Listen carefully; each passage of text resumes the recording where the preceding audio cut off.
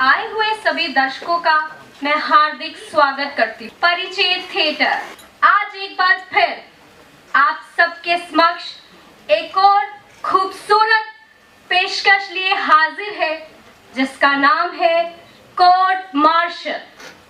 Court martial जिसके लेखक हैं स्वदेश दीपक जी, जिसका निर्देशन किया श्री शकील सयानी जी ने।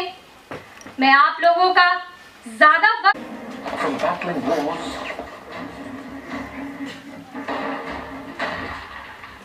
to nation building, from scaling mountains to Olympic glory, from enduring struggle to supreme sacrifice.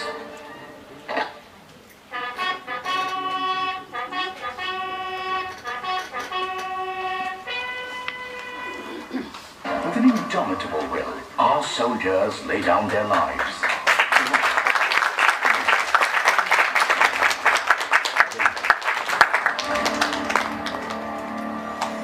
The Indian Army is the pride of our nation.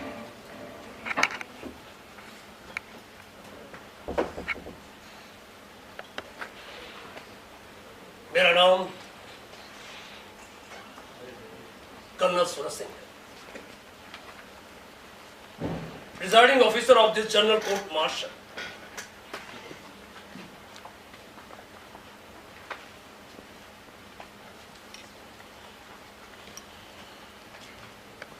क्या आपने कभी मौत कन्फ्रंट किया? शायद नहीं। मेरा सामना कई बार हुआ है मौत से।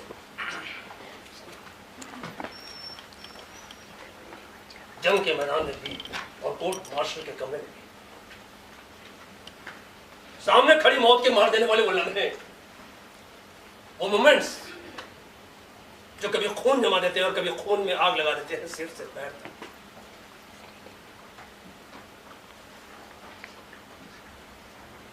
मैं बिस्तर पर लेटे मरीज की बात नहीं कर रहा,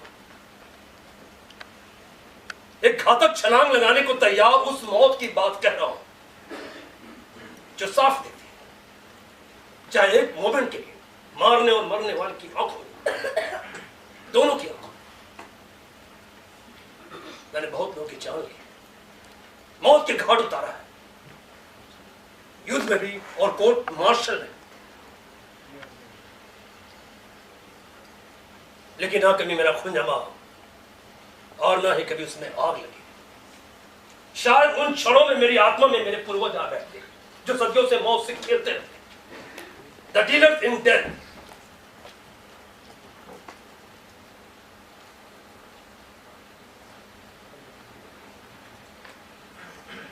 दादी की सुनाई कहानी के बाद मेरे जिस्म का, मेरे रूह का हिस्सा बन गया।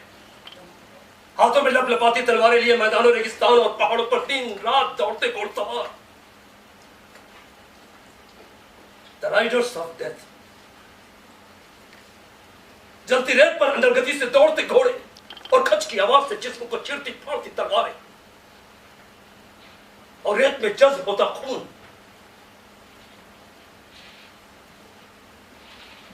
आजादी से पहले हम लोग राजस्थान की छोटी सी रियासत के राजा थे।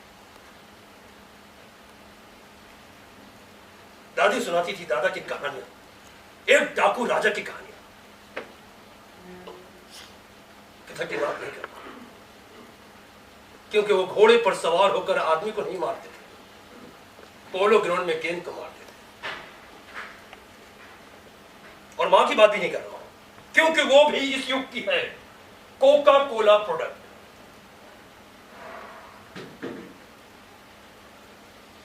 दादी बताया करती थी कि हमारे पूर्वजों के दोनों हाथों में तलवारें होती थी, नंगी तलवारें। एक हाथ में तलवार और दूसरे हाथ में पानी के प्याले वाली बात को न कभी उन्होंने समझा और न कभी स्वीकारा।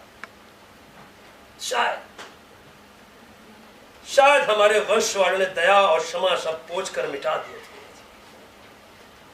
और मैं न कभी क्षमा करता हूं और ना ही किसी तरह की दया।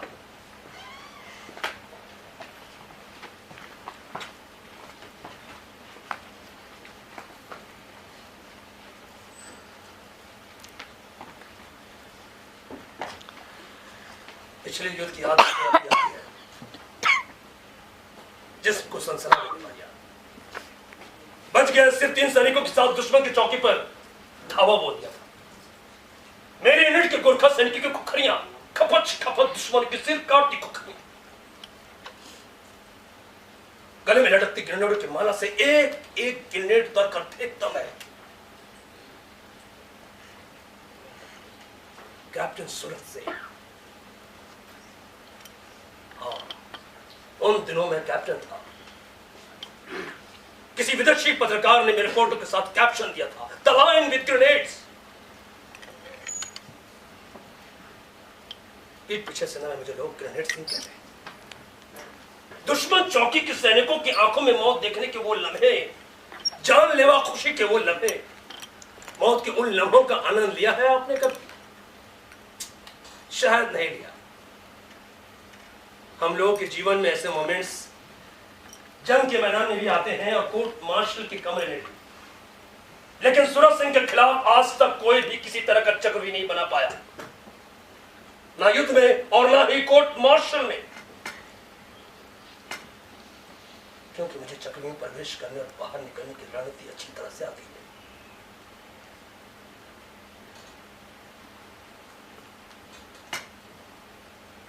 मैं चीते की तरह चलता हूं और शेर की तरह दहाड़ कर छलांग लगाता हूं, जानलेवा छलांग, प्राण घातक छलांग। लेकिन एक बार, केवल एक बार नहीं लगा पाया मैं वो छलांग, हो गया मैं नहीं था। सामने ना कोई दुश्मन ना कोई जंग, दोनों हाथों से छिन गई तलवारें।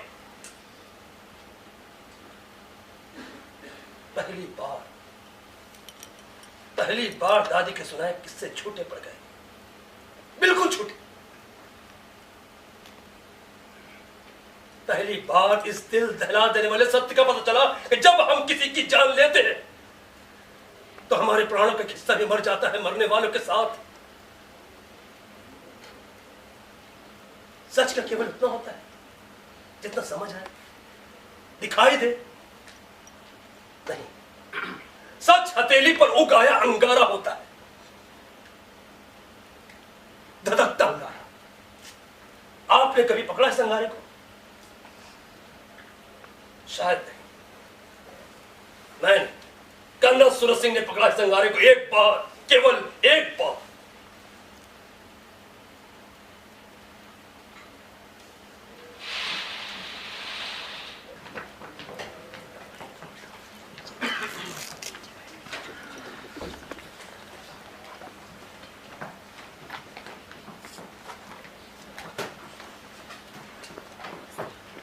अब रामचंद्र को दुनिया की कोई ताकत नहीं बचा सकती। कर्नल सूरत सिंह साहब कोर्ट मार्शल के प्रिजाइडिंग जज हो और कोई बच जाए, नामुमकिन। कर्नल साहब बहुत सख्त अफसर है क्या? तुम नए नए भर्ती हुए हो, इसलिए सवाल पूछते हो। 10 कोर्ट मार्शल कर चुके हैं, 10। आज तक कोई मुझे बच नहीं सका उनके हाथों से। समझ लो हो गया रामचंद्र का राम नाम सत्य। हो गया उधर।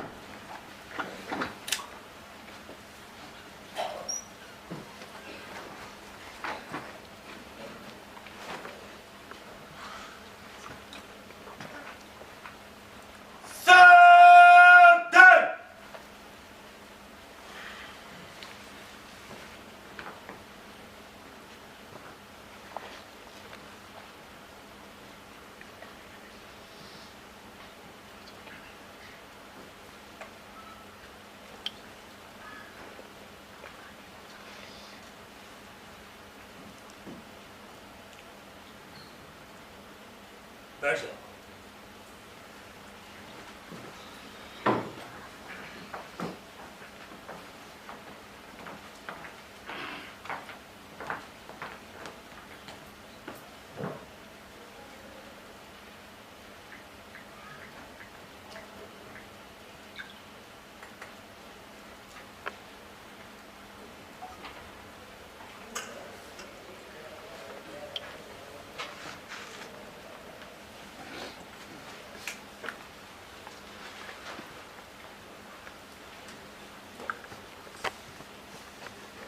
पूरी कोर्ट मार्शल की कार्रवाई शुरू करें।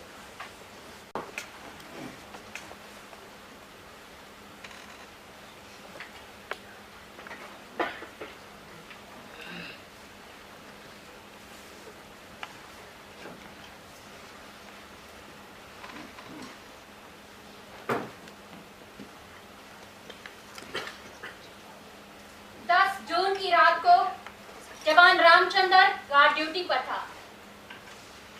रात को 9 बजे रेजिमेंट के 2 अफसर कैप्टन मोहन वर्मा और कैप्टन कपूर मोटरसाइकिल पर गार्ड चौकी के पास से गुजरे। जवान रामचंद्र ने सरकारी राइफल से उन पर गोली चला दी।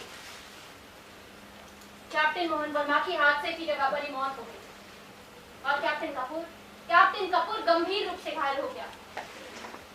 कैप्टन कपूर बच गया क्योंकि गोली उसके बाएं कंधे के पास लगी थी। अगर उसे एकदम मिलिट्री हॉस्पिटल ना पहुंचाया जाता, ऑपरेशन ना होता, तो उसकी भी मौत हो जाती, यकीनन मौत। डॉक्टरों की रिपोर्ट के मुताबिक गोली अगर 2 इंच नीचे हार्ट पर लगती तो कैप्टन कपूर के बचने का सवाल ही ना था। इसका मतलब है कि जवान रामचंद्र इन दोनों अफसरों को कत्ल करने का पक्का इरादा कर चुका था। इंडियन आर्मी एक्ट 69 और इंडियन पिनल कोड की दफा 302 के तहत जवान रामचंद्र का जनरल कोर्ट मार्शल किया जा रहा है। जानबूझकर होशो हवास में मर्डर करने पर, कत्ल करने पर court martial.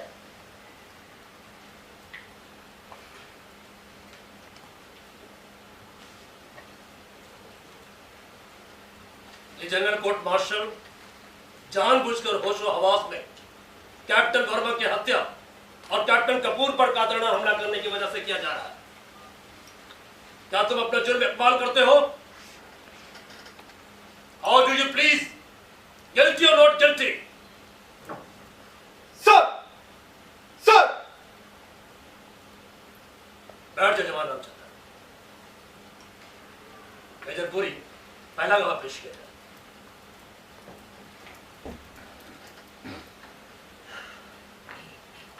Yes, Captain Vikas Rai. What is the problem? Sir, इससे पहले मेजर पुरी गवाह पेश करें, मैं कुछ कहना चाहता हूँ। अभी कोर्ट मार्शल शुरू नहीं हुआ और विकास राय के एतराज शुरू। बोलो। मेजर पुरी ने 4 बार जवान रामचंद्र पुकारा। तो क्या बोले फिर? उसे जवान नहीं, सवार बोलना चाहिए। क्या मतलब? What the hell do you mean? Ramchandra सेना में जवान है कि नहीं? क्या पड़ता फर्क जवान पुकारने से या सवार कहने से? सर, अंतर पड़ता है और नहीं भी पड़ता। आप इन्फेंट्री के कर्नल, मैं आपको मेडिकल का कर्नल तो नहीं बोल सकता ना। इसी तरह रामचंद्र बख्तरबंद रेजिमेंट का, और बख्तरबंद रेजिमेंट वालों को सवार पुकारा जाता, जवान नहीं। कैप्टन राय ठीक है। सरकारी वकील मेजर पुरी को सवार रामचंद्र पुकारना चाहिए। शायद डिफेंस काउंसिल किसी टेक्निकल गलती की वजह से कोर्ट मार्शल का फैसला रद्द करवाने के चक्कर में है।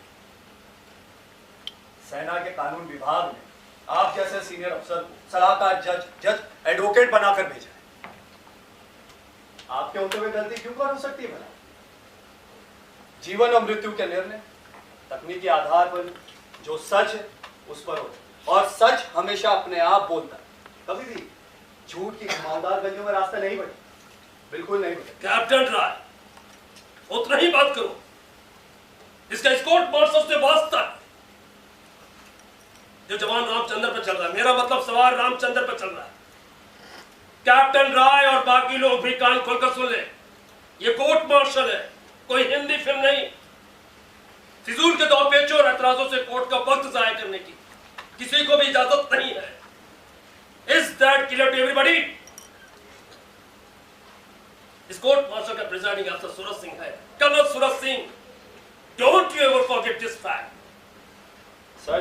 एडवोकेट भी मेरा एतराज सही मान चुके कि सवार बोलना चाहिए।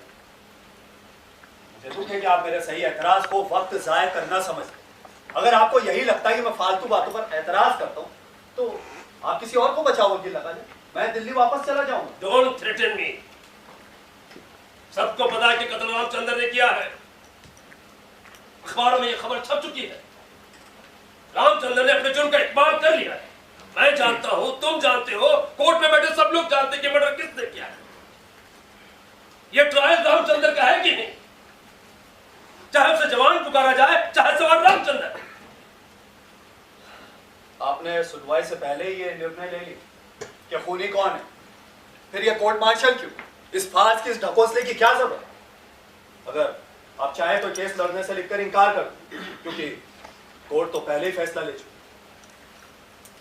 और सर, वैसे ये जरूरी नहीं, बिल्कुल जरूरी नहीं कि अखबार में छपी हुई खबरें सच हो। छपे हुए शब्दों को झूठ बोलने की आदत होती है। सिट डाउन कैप्टन राय। मेजर पुरी, आप पहला गवाह पेश करें।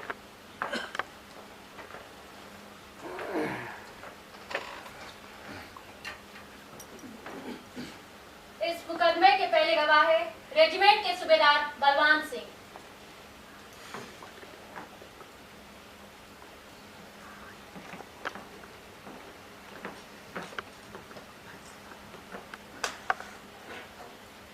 सूबेदार साहब, 10 जून की रात 9 बजे आप कहाँ थे? उस वक्त मैं रेजिमेंट के गार्ड हाउस के पास थी। आप रात को वहाँ क्या कर रहे थे? नाइट ड्यूटी पर होंगे शायद। नहीं मैम, नाइट ड्यूटी पर नहीं। उस रात लाइट चली गई थी। मेरा क्वार्टर गार्ड हाउस के नजदीक है। गर्मी बहुत थी तो गार्ड हाउस के पास वाले मैदान में हवलदार राज सिंह के साथ टहल रहा। उस रात गार्ड ड्यूटी पर कौन था? जवान, मेरा मतलब सवार रामचंद्र। 10 जून की रात 9 बजे आपने क्या देखा? मैम बताया ना, बिजली चली गई थी, इसलिए साफ साफ कुछ दिखाई नहीं दिया। गार्ड हाउस के पास से एक मोटरसाइकिल गुजर रही थी। साफ साफ कुछ नहीं दिखाई दिया। शायद आपने चश्मा नहीं लगाया होगा उस रात। मैम मेरी नजर 100% ठीक है, मैं चश्मा नहीं लगाता मैम। लेकिन साहब, आपने अभी खुद बताया मैम कि लाइट साफ चली साफ- गई थी। सूबेदार साहब, बिजली चली गई थी तो क्या हुआ? 10 जून को पूरे चांद की रात थी और आप 100 मीटर के फासले पर टहल रहे थे। पूरे चांद की इतनी रोशनी होती है कि 400-500 मीटर तक सब कुछ साफ साफ दिखाई देता है। मैदान पर पड़ी छोटी सी गेंद, खैर छोड़िए। जो मोटरसाइकिल गार्ड हाउस के पास से गुजरी, उस पर कितने आदमी बैठे थे? 2। क्या उन्होंने हेलमेट डाल रखा था? नहीं। फिर तो आपने दोनों को पहचान लिया होगा। जी ma'am, captain Mohan Verma motorcycle चला रहे थे और कैप्टन कपूर उनके पीछे बैठे। ठीक, अगर इतनी दूर से चलती मोटरसाइकिल पर बैठे आपने रेजिमेंट के दोनों अफसरों को पहचान लिया, तो गार्ड ड्यूटी पर तैनात जवान रामचंद्र ने भी पहचान लिया होगा। जी मैम। ठीक, फिर क्या देखा? जब मोटरसाइकिल गार्ड हाउस के पास पहुंची तो रामचंद्र ने गोली चला दी। पहली गोली कैप्टन मोहन वर्मा को लगी। मोटरसाइकिल सड़क से नीचे उतर गई। गार्ड हाउस के थोड़े फासले पर एक पेड़ है, अगला पहिया उस पेड़ से टकराया। जब मोटरसाइकिल जमीन पर लुढ़क रही थी तो रामचंद्र ने दूसरी गोली चला दी। फिर क्या हुआ? दूसरी गोली कैप्टन कपूर के कंधे के निचले हिस्से पर लगी। मोटरसाइकिल सड़क से नीचे गिर गई। रामचंद्र उस तरफ दौड़ पड़ा और वहां पहुंचकर उसने राइफल फिर तान ली गोली चलाने के लिए। लेकिन तब तक मैं और हवलदार राज सिंह वहां पहुंच चुके थे और वहां पहुंचकर रामचंद्र को पीछे से पकड़ लिया। जब आपने पकड़ा तो रामचंद्र ने राइफल किसे मारने के लिए तान रखी थी? जख्मी हो चुके कैप्टन कपूर को। इसका मतलब यह हुआ कि अगर आप झपट कर सवार रामचंद्र को पकड़ ना लेते तो वो जख्मी हो चुके कैप्टन कपूर का भी मर्डर कर देता। जी मैम। फिर क्या हुआ? गोली चलने की आवाज सुनकर बैरकों से सारे जवान दौड़कर बाहर आए और हादसे की जगह पहुंच गए। रामचंद्र सबके सामने चीख चीख कर कह रहा, मैंने चलाई है गोली, मुझे छोड़ दो, मुझे छोड़ दो, मैं इस कैप्टन का भी कत्ल करूंगा। लेकिन तब तक हम उसके हाथ से राइफल छीन चुके थे। बड़ी मुश्किल से 4-5 जवान रामचंद्र को जकड़ सके। भगवान ही जाने मैम, इतनी बला की ताकत रामचंद्र में कहां से आ गई? सर, मुझे और कुछ नहीं पूछना। कैप्टन राय, आप गवाह से सवाल पूछ सकते हैं।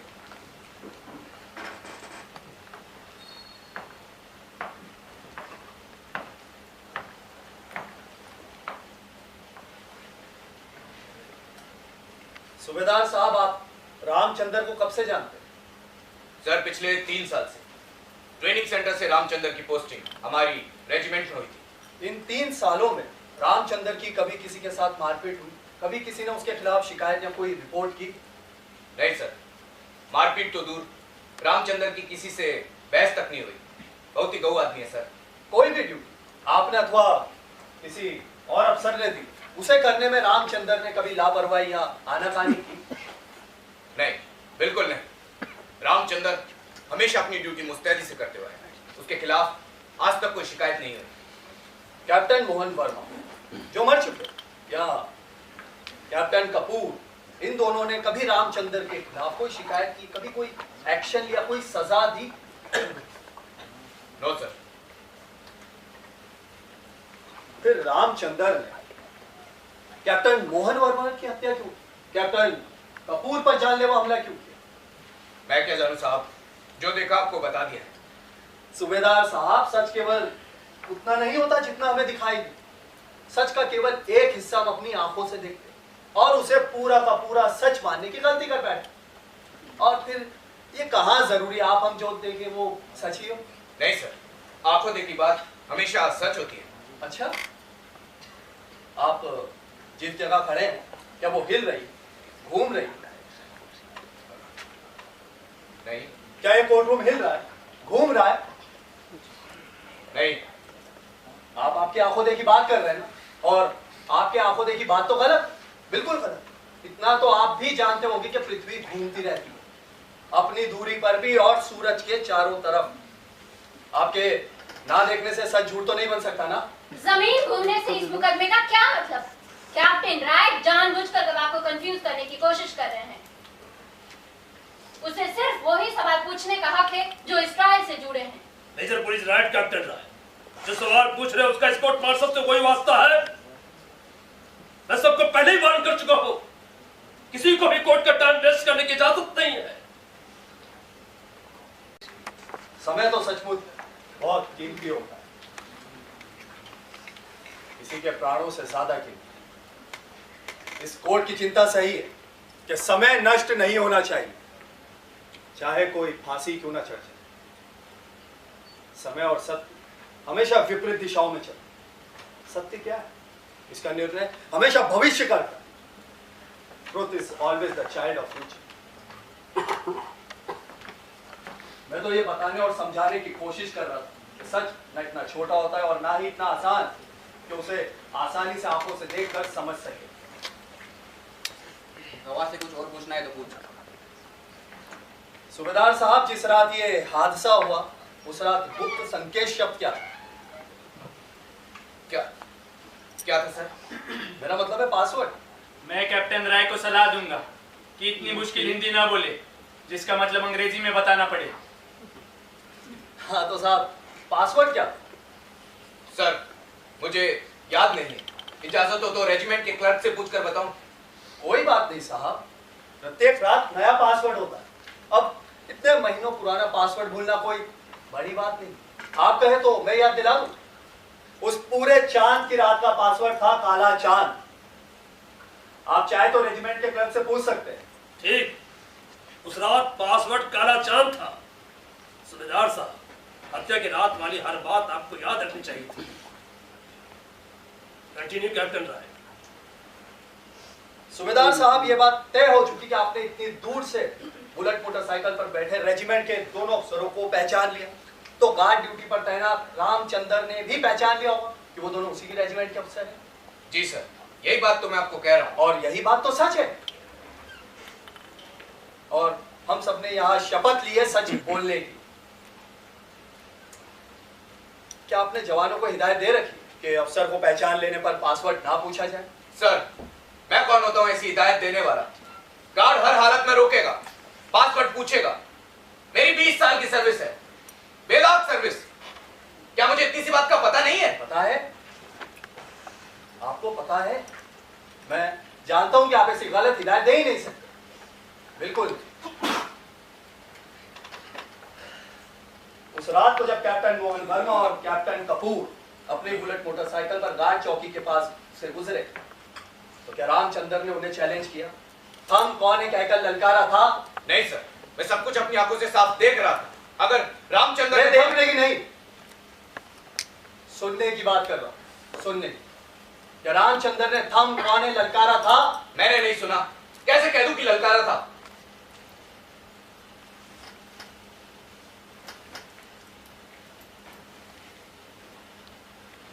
आपने जो सुना नहीं इसका मतलब कहा भी नहीं गया, राइट?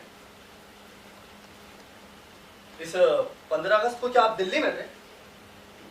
नहीं। क्यों? प्रधानमंत्री ने लाल किले से कहा कि भारत दुश्मनों को लोहे के चने चबा देगा।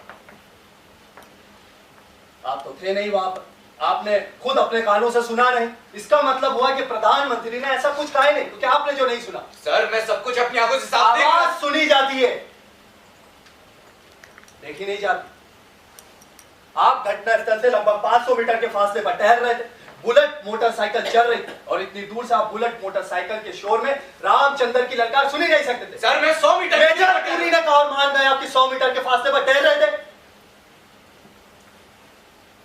क्या आपने फीते से दूरी मापी थी? मैंने मापी। आप घटनास्थल से 510 मीटर दूर थे, 100 मीटर नहीं। और इतनी दूर से आप रामचंद्र की ललकार सुनी नहीं सकते थे, बिल्कुल नहीं। कैप्टन रैक जानबूझकर गवाह को कंफ्यूज करने की कोशिश कर रहे हैं।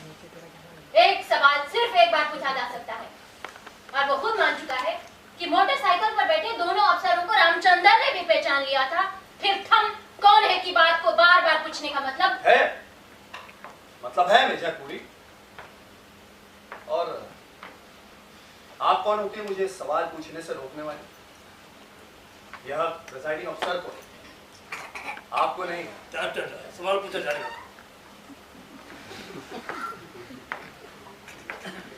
सूबेदार साहब, एक बात समझाएं। अगर थम कौन की ललकार कैप्टन रैक जानबूझकर सवालों को गलत मोड़ दे रहे हैं। जो बात हुई नहीं उसे पूछने का क्या मतलब? फिर ये कहां साबित हो चुका है कि उस रात जवान रामचंद्र ने इन दोनों अफसरों को रुकने के लिए चैलेंज किया, पासवर्ड पूछा। गवाह कैसे बता सकता है? यही तो मैं कह रहा हूं। गवाह ने जो सुना ही नहीं उसे कैसे बता सकता? नहीं बता सकता। सर, मेरी कोर्ट से प्रार्थना है कि आज रात 9 बजे घटनास्थल पर चला जाए। जज वहां खड़े हो जाए जहां सूबेदार साहब खड़े। टहल रहे, बुलेट मोटरसाइकिल चलाई जाए। कोई सैनिक पहरा चौकी पे खड़ा होकर चैलेंज करे, थम कौन है? चल जाएगा पता, हो जाएगा मालूम कि इतनी दूर से आवाज सुनाई देगी या नहीं। अगर पता चल भी गया तो क्या हो जाएगा साबित? रामचंद्र ने गोली नहीं चलाई। एक अफसर का खून और दूसरे पर कातराना हमला किया कि नहीं? सर, मैं कौन होता हूं सिद्ध करने वाला कि नहीं चलाई गोली रामचंद्र? ये बात तो वो खुद कन्फेस कर चुका, सबके सामने कर चुका है। तो लेकिन मैं कोर्ट को सेना के कानून की याद दिलाना अपना कर्तव्य समझता। अगर गार्ड के चैलेंज करने पर, ललकारने पर, थम कहने पर कोई ना रुके तो गार्ड गोली चला सकता है। Don't try to discount the army law. तुम कानून सिखाओगे मुझे?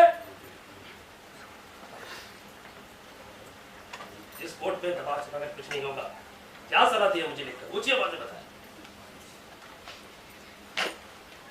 अगर हो गया ये साबित कि रामचंद्र के चैलेंज करने पर अफसर नहीं रुके, तो आर्मी लॉ के मुताबिक उसे गोली मारने का हक बनता है। It is his duty to open fire and kill. इस कानून का सबको पता है, लेकिन सख्ती से ये लागू होता है जंग के दिनों। Don't talk rubbish. युद्ध और शांति के दिनों के कानून अलग नहीं हो जाते, बदल नहीं जाते। लॉ इज लॉ, वॉर और नो वॉर। हमें हादसे की जगह नहीं जाना चाहिए सर। डिफेंस काउंसिल जानबूझकर मुकदमे को गलत तरफ ले जा रहा है।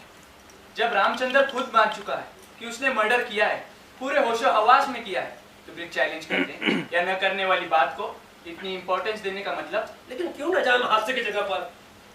यह कोर्ट मार्शल सच जानने के लिए हो रहा है, सच छुपाने के लिए नहीं।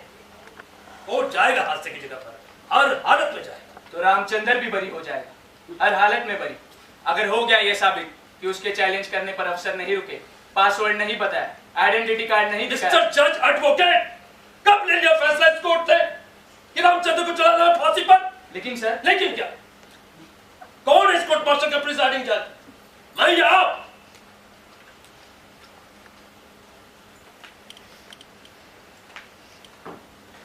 कैप्टन राय, कोर्ट आज रात 9 बजे हत्या और हादसे की जगह पर चलेगा। पड़ जाएगा मालूम कि रामचंद्र ने चैलेंज किया था कि नहीं। सर, मैं नहीं चाहता कि कोर्ट के मेंबर हादसे की जगह जाके अपना समय नष्ट करें। रामचंद्र कुछ कह नहीं, रामचंद्र इस वक्त कुछ नहीं बोल सकता। गवाही सूबेदार साहब की चल रही है। सर, मैंने उसका थंब कौन है कि लटका नहीं लगाई थी सर, बिना चैलेंज किए गोली चला दी थी sir. The court may note this confession of Ramchandar. He opened fire without challenging. Sit down, Captain. Who the hell made you the prosecutor? Sit down.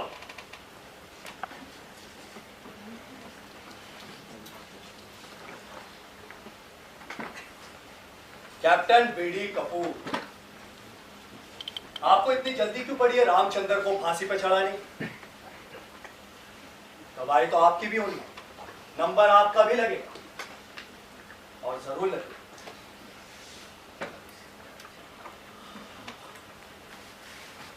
सूबेदार साहब, मुझे आपसे अब कोई सवाल नहीं पूछा। मैं तो यूं ही फिजूल में बहस कर रहा हूं। देखिए, रामचंद्र ने खुद ही मान लिया कि उसने गोली चलाई और बिना चैलेंज किए चला। आपकी आंखें और कान सचमुच ठीक, बिल्कुल ठीक। लेकिन एक सलाह दूं, आप सोचिए जरूर, क्यों चलाई रामचंद्र ने गोली? क्यों क्या किसी अफसर का खून? कई बार सच बिल्ली की तरह दुबक कर किसी अंधेरे कोने में छिपकर बैठा रहता है। ध्यान से देखें, सोचे, तभी पता चलेगा कि सत्य क्या है।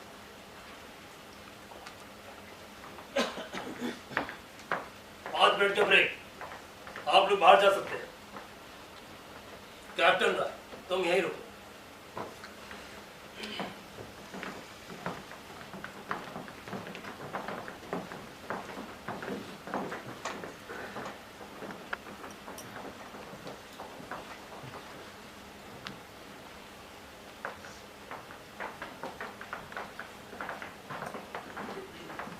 Captain, what are you up to? तुमने ये बात इकबाल करने का इशारा रामचंद्र को क्यों किया कि उसने बिना चैलेंज के गोली चला दी? तुमने उसके फांसी के फंदे में अपने हाथों से मजबूत गांठ लगा। क्यों? आखिर क्यों? सर, मैं किसी टेक्निकल बात पर रामचंद्र का बचाव करने नहीं आया। मालूम है सबको कि उसने गोली चलाई, हत्या की। लेकिन प्रश्न तो ये है, क्यों चलाई उसने गोली? क्यों क्या किसी अफसर का खून? मैं रामचंद्र को बचाने नहीं आया सर, क्योंकि उसे कोई नहीं बचा सकता। कोशिश तो कर सकते हो। सर, मैं वो चीज बचाने की कोशिश कर रहा हूं जो रामचंद्र की जान से ज्यादा कीमती है। क्या? सत्य। वो सत्य जो एक आदमी के प्राणों से अधिक मूल्यवान होता है। What are you, वकील की? मैं आत्मा का एरी, hunter of the soul. You may go on, Captain.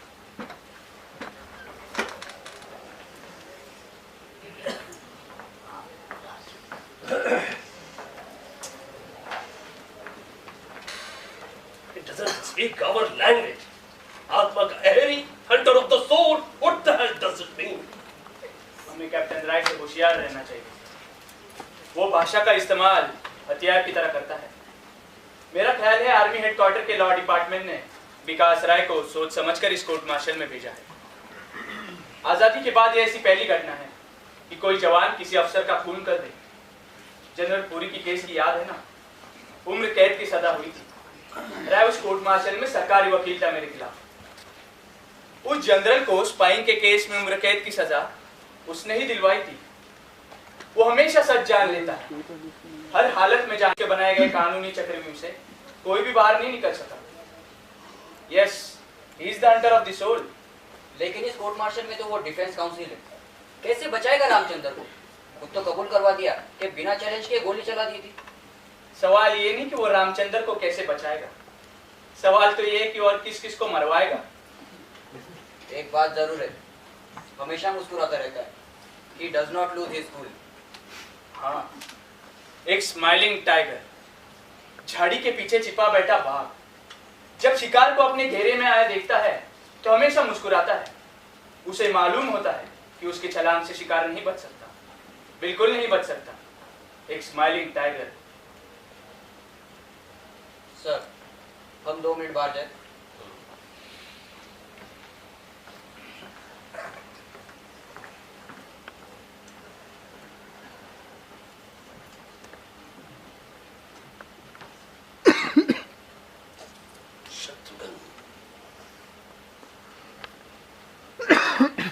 जंग के दिनों वरिष्ठ शत्रुघ्न, खतरे की बू। पिछले युद्ध में बाकी बच रहे सिर्फ 3 जवानों के साथ दुश्मन की चौकी पर चार्ज किया था, तो मतलब बिल्कुल साफ था, मारो नहीं तो मार दिए जाओगे। तब आई थी शत्रुघ्न, गले में ग्रेनेड की माला, दुश्मनों की लाशों का अंबार, लेकिन इस कोर्ट मार्शल में तो कोई रंग नहीं ठना। फिर ये खतरे की बू क्यों?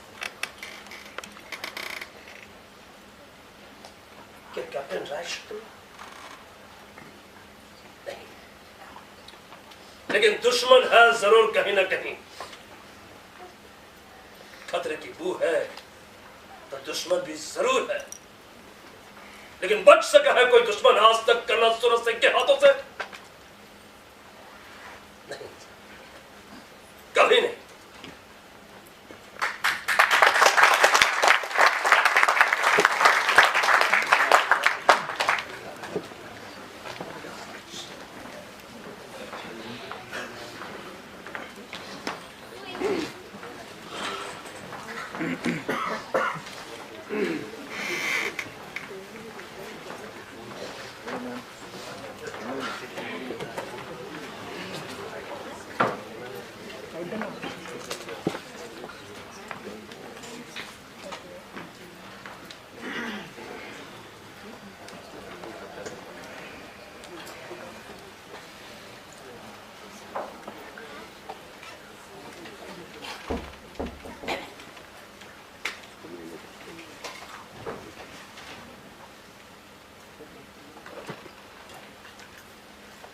मेरे अगले गवाह है captain PD Kapoor.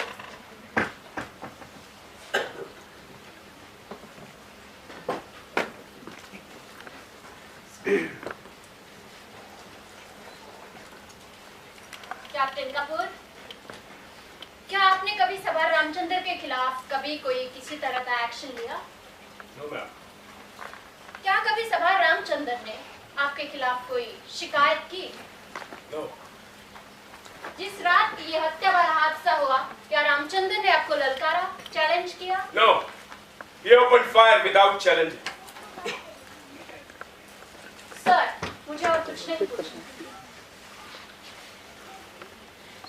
You are witness, Captain.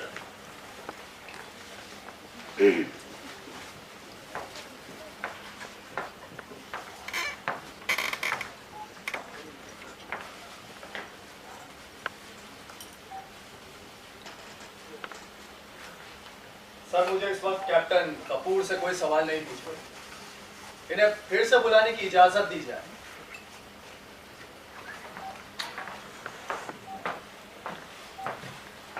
All right.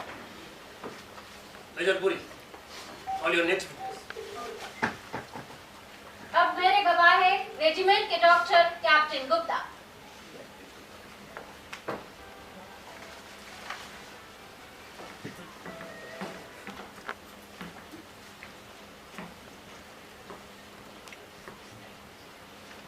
Captain Gupta, जिस रात ये खून हुआ आप कहाँ थे? मैं कैप्टन वर्मा और कैप्टन कपूर की मोटरसाइकिल के पीछे अपने स्कूटर पर मैच से लौट रहा था। इससे पहले कि अपने क्वार्टर की तरफ मुड़ता, गोलियां चलने की आवाज सुनाई। मैंने अपना स्कूटर तुरंत हादसे की जगह मोड़ लिया। क्या देखा आपने वहां पर? कैप्टन वर्मा जमीन पर गिरे पड़े थे। पल्स देखी, बिल्कुल बंद। He was dead. गोली उनकी गर्दन पर लगी थी। कैप्टन कपूर भी बेहोश हो चुके थे। उनके बाएं कंधे से खून लगातार बह रहा था और पल्स कमजोर पड़ चुकी थी। मैंने अपनी कमीज उतारी, फाड़ी और कैप्टन कपूर के कंधे पर पट्टी बांधकर खून का बहाव रोका। नहीं तो कैप्टन उस वक्त कपूर रामचंद्र कहाँ था? रामचंद्र को पास जवानों ने जकड़ रखा था।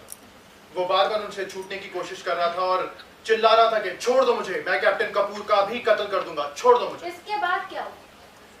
इसके बाद गार्ड हाउस से सूबेदार साहब मिलिट्री हॉस्पिटल फोन कर चुके थे। एम्बुलेंस वहां 5 मिनट के अंदर पहुंची। हम सब ने कैप्टन कपूर को एम्बुलेंस में लिटाया। मैं उन्हीं के पास बैठ गया। एम्बुलेंस में लिटाते वक्त कैप्टन कपूर के कंधे की पट्टी खिसक गई थी। खून दोबारा बहना शुरू हो गया। मैंने दोबारा पट्टी बांधकर खून का बहाव रोका। उसके बाद सीधा उन्हें ऑपरेशन थिएटर ले गए। कर्नल सर्जन जोशी वहां पहुंच चुके थे। उन्होंने मुझसे कहा कि अगर मैं कैप्टन कपूर के खून का बहाव ना रोकता तो कैप्टन कपूर मर चुका होता। He would have died surely on the spot. क्या कैप्टन कपूर का ऑपरेशन एकदम किया गया? जी नहीं, पहले उन्हें खून दिया गया। Luckily मेरा ब्लड ग्रुप कैप्टन कपूर के ब्लड ग्रुप से मिलता था। I gave my blood to save the life of captain Kapoor. फिर एकदम से ऑपरेशन किया गया। देखिए, गोली अगर 1 इंच भी नीचे लगती तो कैप्टन कपूर के हार्ट को चीर जाती। कैप्टन कपूर लकी हैं कि रामचंद्र का निशाना चूक गया।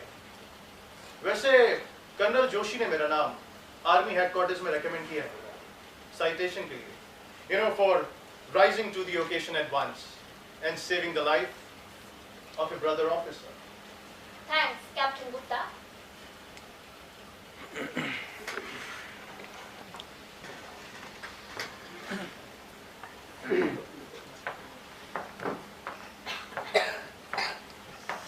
कैप्टन गुप्ता, आपने डॉक्टरी की परीक्षा कहाँ से पास की?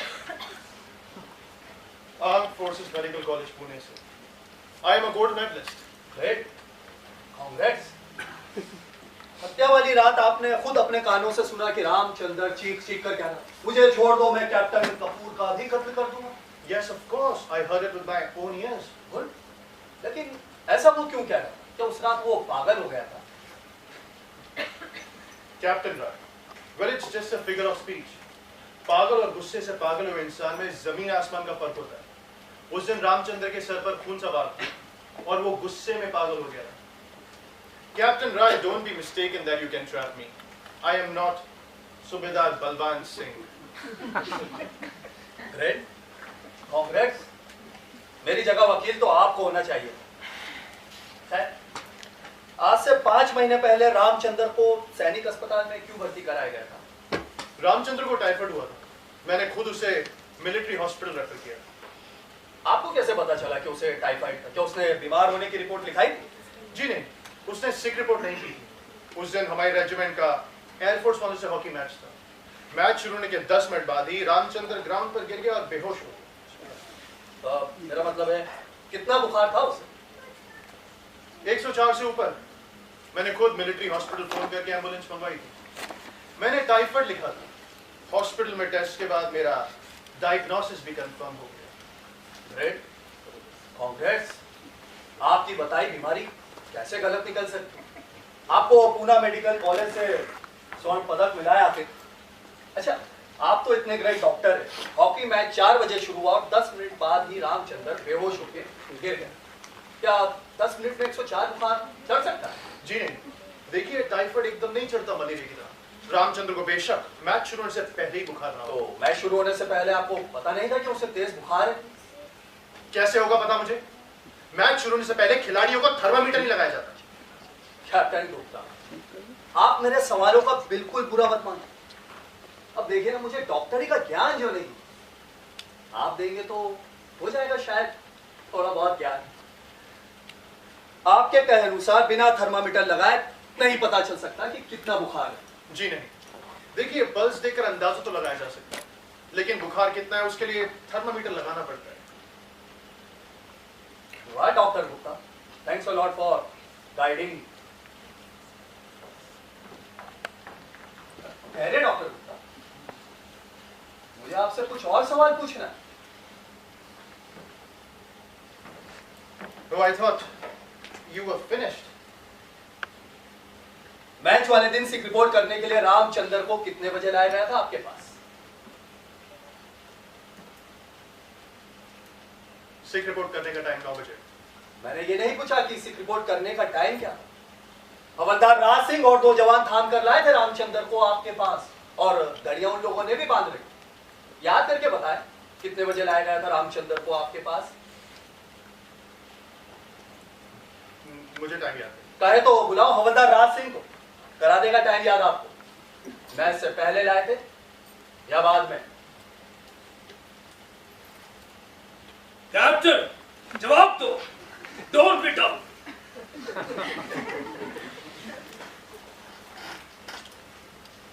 चलिए छोड़ते ही ये बात कि अब कितने बजे लाया गया रामचंद्र को आपके पास। अब जरूरी नहीं कि जब भी कोई सिक रिपोर्ट करने आए आप घड़ी देखिए। जब हवलदार राज सिंह और 2 जवान थाम कर लाए थे रामचंद्र को, तो कौन बैठा था आपके पास? जवाब दो कैप्टन। कैप्टन कपूर बैठा था मेरे साथ। लगाया था थर्मामीटर आपने रामचंद्र को? कैप्टन गुप्ता, चुप रहने से आप जवाब देने से नहीं बच सकते। मुझे डर है कहीं आप पर आर्मी एक्ट 39 के मुताबिक केस न चल जाए। Behaviour unbecoming of an officer. Is it clear to you? Sir जानीज तो अक्सर जानीज क्या होता है? जानीज जवानों कहते हैं। कैप्टन गुप्ता, आप मुझे सर क्यों कहते हैं? मेरा रैंक भी कैप्टन का है। लेकिन शायद आपको मालूम होगा कि गुलामी के दिनों में अंग्रेज अफसर हिंदुस्तानी सिपाहियों को जानीज पुकारते थे, और ये जानीज शब्द गाली था, गाली। खैर, अगर आपको जवानों की जगह जानीज बोलना अच्छा लगता है तो कौन होता हूं मैं आपको रोकने वाला। लेकिन आपको बिना नब्ज देखे, बिना थर्मामीटर लगाए पता चल गया कि जानीज रामचंद्र झूठ बोल रहा है, बीमारी का बहाना कर रहा है। आप डॉक्टर नहीं, आप तो भगवान है। सचमुच भगवान। नहीं देखी मेरे पास, नहीं लगाया तो मैंने थर्मामीटर। आप देखिए कैप्टन कपूर। कैप्टन कपूर ने आपको अंग्रेजी में बोलकर रोका था थर्मामीटर लगाने से, गाली देकर। और गाली हवलदार राज सिंह ने भी सुनी थी, और उसे भी आती है इतनी अंग्रेजी। बोलो बोलो, क्या कहा था कैप्टन कपूर ने? This bastard is shaming. Nothing is wrong with him. मतलब कि हरामी रामचंद्र बीमारी का बहाना कर रहा है। कुछ नहीं हुआ उसे।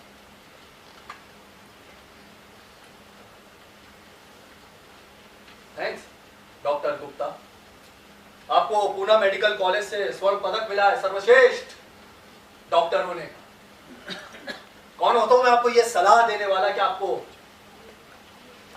कैप्टन कपूर की बात नहीं माननी चाहिए, क्योंकि ये डॉक्टर नहीं है। कैप्टन कपूर ने कहा और आपने मान लिया कि जानीज हमेशा बीमारी का बहाना करती है। Now I am finished captain Gupta.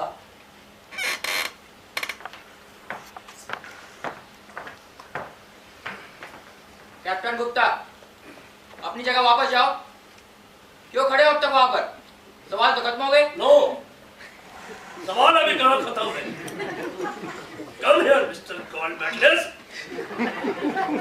सुनो, अभी से सिविल में नौकरी तलाश करना शुरू कर दो, and forget about that bloody citation. Sir, चाय पिएंगी साथ वाले कमरे में। साथ वाले कमरे में 10 मिनट का ब्रेक।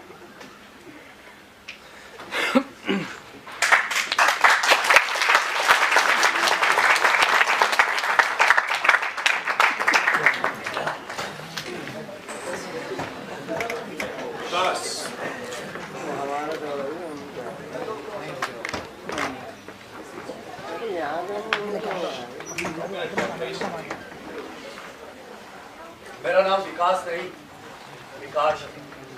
और क्यों आऊं तुम्हारे साथ? बैठेंगे, रिलैक्स। मैं शराब नहीं पीता। तो क्या हो? कोई और फन हो जाए। ये फन क्या होता है कैप्टन बीडी कपूर?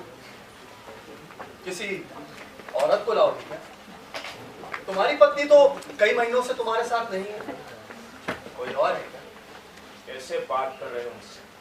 हम दोनों अफसर हैं यार, जरा प्यार से। नहीं, हर अपराधी मेरा शत्रु होता है। ना मैं उनसे बात करता हूं और ना ही उनके साथ बैठता हूं। अपराधी गोली मुझे लगी और अपराधी भी मैं। तुम सोचते हो मेरा कुछ बिगाड़ दोगे? Forget it. गोली मैं हूं या रामचंद्र? एक अफसर होकर तुम्हें दूसरे अफसर से बात करनी नहीं आती? कैप्टन बीडी कपूर, इस अफसरों वाले हरामी भाईचारे को तो भूल जाओ। तुम तो जानते हो ना कि खूनी कौन है। फिर इतने डरे डरे क्यों? कुछ प्रश्न अपने आप से पूछे जाते, दूसरों से नहीं। और हाँ, आज के बाद ना मेरा रास्ता रोकना और ना ही मुझसे बात करना। डोंट थ्रेटन मी। मैंने कई देखे हैं तुम जैसे। सच? अच्छा, तुम्हें बंगला भाषा आती है? नहीं, क्यों? हमारी बंगला भाषा में एक मुहावरा है, बाघ जब झपट्टा मारता है तो कम से कम 7 घाव करता है।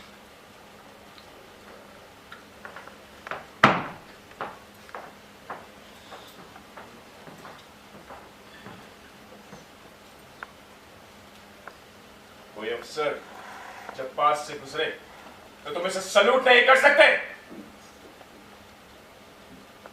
करो सैल्यूट तुझे।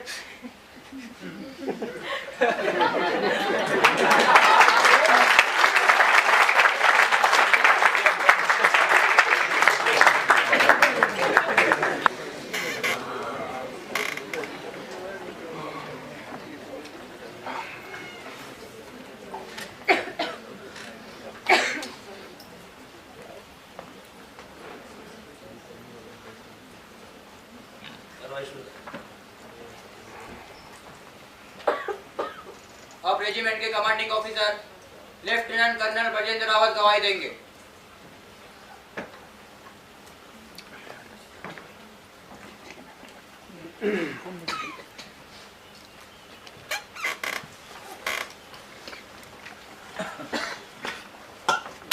सर, क्या कभी सवार रामचंद्र ने इन दोनों अफसरों के खिलाफ आपसे कोई शिकायत की? नहीं। क्या इन दोनों अफसरों ने रामचंद्र के खिलाफ कोई शिकायत की? नहीं। इन दोनों अफसरों का रिकॉर्ड कैसा है? बहुत अच्छा, एक्सीलेंट।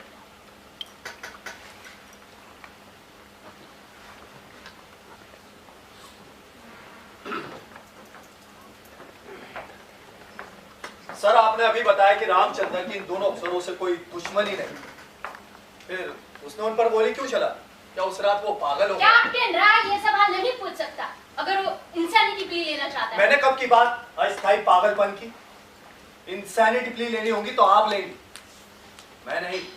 क्या मैं लूंगी insanity plea? Are you gone mad? Major Puri, mind your language.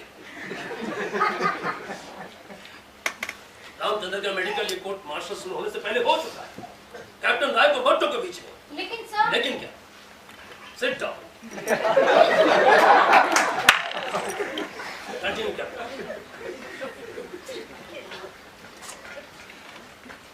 Ramchandra ने दोनों अफसरों पर गोली क्यों चलाई? हत्या क्यों की? मैं नहीं जानता। रामचंद्र ने किसी और अफसर पर गोली क्यों नहीं चलाई? क्यों नहीं की किसी और की हत्या? मैं नहीं जानता। कुछ नहीं जानते आप?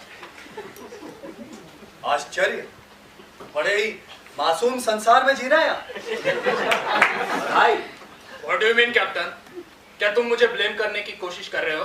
No, of course no. आपको क्यों कर ब्लेम किया जा सकता है? आप तो कुछ जानते ही नहीं। Something is rotten in the state of Denmark. Captain Rai, क्या कोई सवाल पूछने की कोशिश कर रहे हो? नहीं सर, मुझे शेक्सपियर के हैमलेट की कुछ लाइनें याद आ गई। सर, मैंने रामचंद्र की कॉन्फिडेंशियल रिपोर्ट्स देखी। आपने खुद उसे अपने हाथों से +A दिया। ऐसी कौन सी अच्छाई देखी थी आपने उसमें?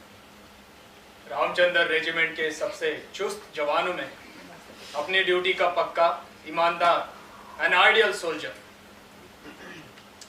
क्या कैप्टन कपूर ने कभी कोई शिकायत की रामचंद्र के खिलाफ? नहीं, मेरे पास आज तक किसी की भी शिकायत नहीं पहुंची रामचंद्र के खिलाफ। मार्च की 7 तारीख को जब आप परेड ग्राउंड गए तो क्या हो रहा था? होना क्या था? परेड हो रही थी।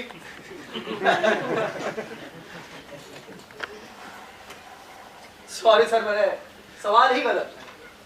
लेकिन आपको शायद मालूम है, उस दिन कैप्टन कपूर ने रामचंद्र को 100 बार सैल्यूट करने की सजा सुनाई थी। हाँ, मैं गोल्फ ग्राउंड की तरफ जा रहा था। देख करके हैरानी हुई, सब लोग परेड ग्राउंड में सावधान खड़े थे। ये लोग परेड क्यों नहीं कर रहे हैं? जीप से उतरकर मैं ग्राउंड में गया तो रामचंद्र सैल्यूट किए जा रहा था। सूबेदार साहब ने बताया कि कैप्टन कपूर ने उसे 100 बार सैल्यूट करने की सजा दी थी। तो तब क्या क्या आपने कोई पूछताछ की होगी? कैसी पूछताछ? मुझे अपने अफसरों पर पूरा भरोसा है। अगर कैप्टन कपूर ने देखा कि रामचंद्र ने ठीक से सैल्यूट नहीं किया तो बिल्कुल ठीक देखा, अफसर को पनिशमेंट देने का हक है। बिल्कुल ठीक कहा सर आपने, लेकिन तब आपने कैप्टन कपूर को ये ऑर्डर क्यों दिया कि वो रामचंद्र के प्रत्येक सैल्यूट के बदले सैल्यूट करे, वो भी पूरे 100 बार? कैप्टन, तुम्हें इस रूल का पता है कि नहीं? जब अफसर ने वर्दी पहन रखी हो तो उसे सैल्यूट के जवाब में सैल्यूट देना पड़ता है। सॉरी सर, मुझे इस रूल का पता नहीं। हम कानून विभाग के अफसरों को सेना की शानदार परंपरा का ज्ञान कहा। अच्छा सर, आपने रामचंद्र के लिए प्रतिदिन 2 किलो दूध और बादाम के अतिरिक्त खुराक क्यों लगाई? लेकिन इंटर कमांड मुकाबले से पहले ही हादसा हो गया। He could have won Asian gold medal for us. मेरी रेजिमेंट का रामचंद्र, एशिया का सबसे तेज दौड़ने वाला Ramchandra.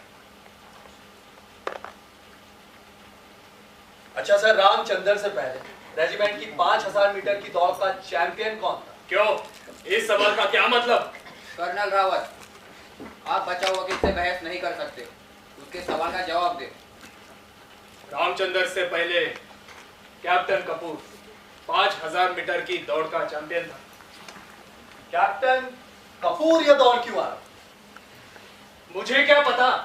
How the hell I know? Sometimes you ask stupid question, Captain. Sir, आपको वैसे ही गुस्सा आ गया? मेरे सवालों का जवाब तो बिल्कुल आसान है। प्रत्येक विजय के पीछे सिर झुकाए पराजय होती। कैप्टन कपूर ये दौड़ इसलिए हारा क्योंकि रामचंद्र उससे तेज दौड़ा। कैप्टन राय को ये फिजूल के सवाल पूछने से रोका जाए।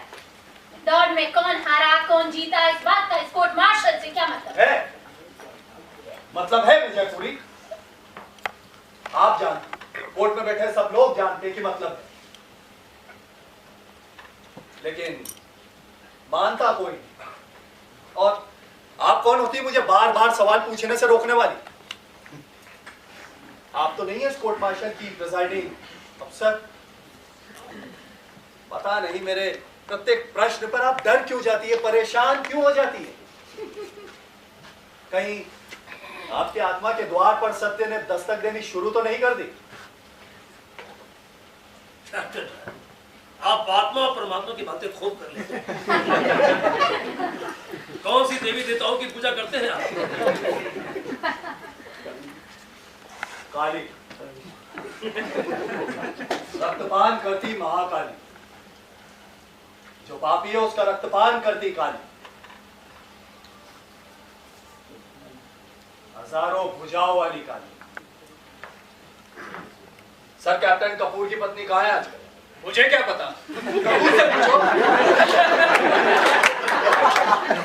कैप्टन राय किसी के घरेलू और पर्सनल लाइफ के बारे में सवाल नहीं कर सकते। उसे किसी को बदनाम करने का कोई हक नहीं है। कैसे होगी बदनामी? यहाँ कोई पत्रकार तो बैठे नहीं। The whole proceeding is in camera. सेना में पर्सनल लाइफ एक सीमा तक होती है। कोई विदेशी मेहमान भी घर आकर रुके तो उसकी सूचना देनी पड़ती है सीओ को। कोई जरूरत से ज्यादा शराब पिए तो सीओ के सामने पेश किया जाता है कि नहीं? No, there is no such thing called total personal life in any army of the world. Continue, Captain Rai. Sir, captain Kapoor की पत्नी इन दिनों अपने पति के साथ क्यों नहीं रह रही? कैप्टन राय, ये सवाल इनसे पूछने का मतलब? सर, सीओ एक पिता के समान होता है, रेजिमेंट के परिवार का पिता।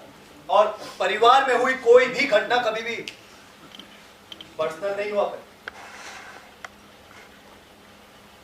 मैं आपकी याद ताजा करूं, कैप्टन कपूर की पत्नी आपसे मिली इस हादसे से महीना पहले आपके दफ्तर में। क्या शिकायत थी उसे? तुम्हें कैसे पता कि वो मुझे हादसे से 1 महीना पहले मिली थी? तुम भगवान हो क्या? सच जानने के लिए भगवान बनने की जरूरत नहीं है, जरूरत है बस थोड़ी सी ईमानदारी की। कैप्टन कपूर की पत्नी दिल्ली है आजकल अपने माता पिता के घर, उससे मिलकर आया हूं।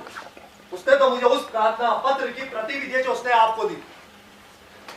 क्या लिखा था उस एप्लीकेशन में? कैप्टन राय को किसी पर कीचड़ उछालने से रोका जाए। ये कोर्ट मार्शल कैप्टन कपूर की वाइफ की वजह से नहीं हो रहा है। सवार रामचंद्र ने मर्डर खून किया है इसलिए हो रहा है। कैप्टन, जो सवाल पूछ रहे हैं उसका इस कोर्ट मार्शल से कोई वास्ता है? अगर है तो सवाल पूछना जारी रखो। बार बार बीच में टोकने की जरूरत नहीं है।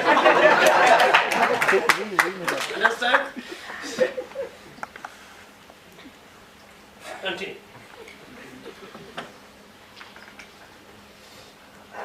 अब मैं सीओ साहब से कोई सवाल नहीं पूछूंगा। कैप्टन कपूर की पत्नी उनके पास क्या शिकायत लेकर गई मैं बता। उस रात कैप्टन कपूर महल से लौटा तो नशे में धुत। He was that drunk. अपनी पत्नी के पास गया तो वो बिस्तर से खड़ी हो, उसने कहा मुझे मत छुओ, you are drunk, you are stinky. लेकिन कपूर वो तो नशे के घोड़े पे सवार अपनी पत्नी का गाउन उठा डाला और कहा I have licence to sleep with, चुपचाप आ जाओ मेरे पास। जानती नहीं मैं कौन हूं? कपूर। तो उसकी पत्नी ने धमकी दी मुझे छू कर तो दे, इस बार सीओ से तुम्हारी शिकायत नहीं की तो छुए मुझ पर। लेकिन कपूर तो नशे के घोड़े पे सवार अपनी पत्नी को थप्पड़ मारा और कहा सीओ तेरा बाप तेरा याद लगता है, तू शिकायत करेगी तू। उसने मेज पे रखी एसपी उठाया और अपनी पत्नी के सिर पर दे मारी। चोट श्रीमती कपूर के कान के पास रही, कान पर खून बहना शुरू हो गया, वो बेहोश होकर नीचे गिर गए। नशे में धुत कैप्टन कपूर को यह पता ही नहीं चला कि उसकी पत्नी को इतनी गहरी चोट लगी है। You have crossed the limit, Captain. क्या तुम उस कमरे में मौजूद थे? Speak out. How the hell you know what happened that night? उस रात में वहां मौजूद नहीं था सर, लेकिन कोई और था इस हादसे का चश्मदीद गवाह। कौन? रामचंद्र। वो उन दिनों कैप्टन कपूर का सेवादार, मेरा मतलब अर्दली था। उसी ने श्रीमती कपूर को अस्पताल पहुंचाया। मैं झूठ बोल सकता, रामचंद्र झूठ बोल सकता, लेकिन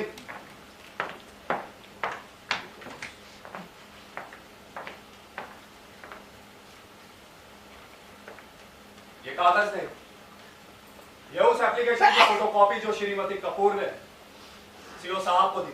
लिखा उसका पति साइडिस्ट एनिमल, अपने माता पिता के घर दिल्ली है आजकल, डाइवोर्स के लिए केस कर दिया और चार्ज लगाया एनिमल बिहेवियर, और ये रहे उनके डाइवोर्स केस के पेपर। लेकिन मुझे तो बताया गया था पैर फिसलकर गिरने की वजह से कैप्टन कपूर के वाइफ के सिर को चोट लगी थी। जी हाँ सर, ऐसा ही होता है। पैर हमेशा पत्नी का फिसलता है, पति का कभी नहीं।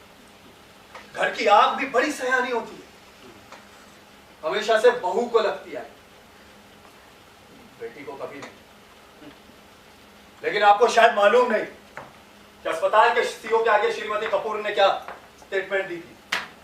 वो तो केस सिविल पुलिस को देने की जिद कर रहे, लेकिन रेजिमेंट के कुछ अफसरों ने भाईचारा निभाया, अस्पताल के सीओ को मनाया कि बात अगर सिविल पुलिस को दी गई तो सेना की कितनी बदनामी हो। बात दब गई। लेकिन कैप्टन कपूर की पत्नी तो एक योद्धा औरत, उसने और अत्याचार सहने से इनकार कर दिया, तलाक मांगा है पति से। उसने कोर्ट को लिख कर दिया कि उसका जीवन खतरे में है, खुद अपने पति के हाथों कैप्टन बीडी कपूर के हाथों। अगर कोर्ट चाहे तो मैं अस्पताल के सीओ और उन अफसरों को गवाही के लिए पेश कर सकता हूं जिन्होंने बीच बचाव किया था ये केस दबा नहीं। विकास राय तुम एक नक्सलाइट हो, तुम्हारा बड़ा भाई भी एक नक्सलाइट था जो पुलिस के हाथों एनकाउंटर में मारा गया। तुम्हारे खून में भी वही बगावत है। तुम पूरी फौज का नाम बदनाम कर रहे हो। You bloody naxalite, you belong to a family of murderers. Captain बैठ जाओ। मैं बोलूंगा। गार्ड कैप्टन को बैठाओ उसकी जगह पर। बैठ जाओ साहब। Don't you dare to touch me. मैं छू बोले। बैठो।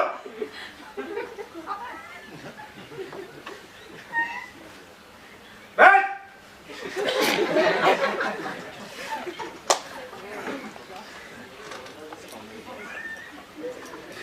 गार्ड विश्राम। कोर्ट का सुबह 9 बजे लगेगी।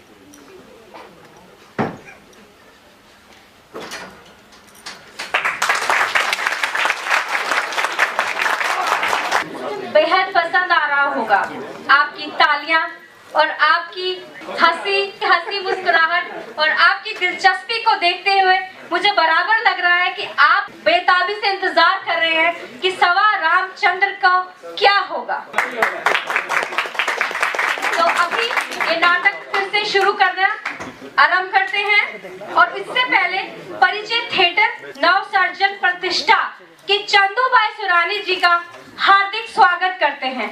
मैं उनकी बहुत आभारी हूँ कि वो अपना कीमती समय निकालकर यहाँ आए। तो शुरू है नाटक कोर्ट मार्शल। एक बार जोरदार तालियों से स्वागत कीजिएगा कोर्ट मार्शल का और चंदूबाई सुरानी जी का।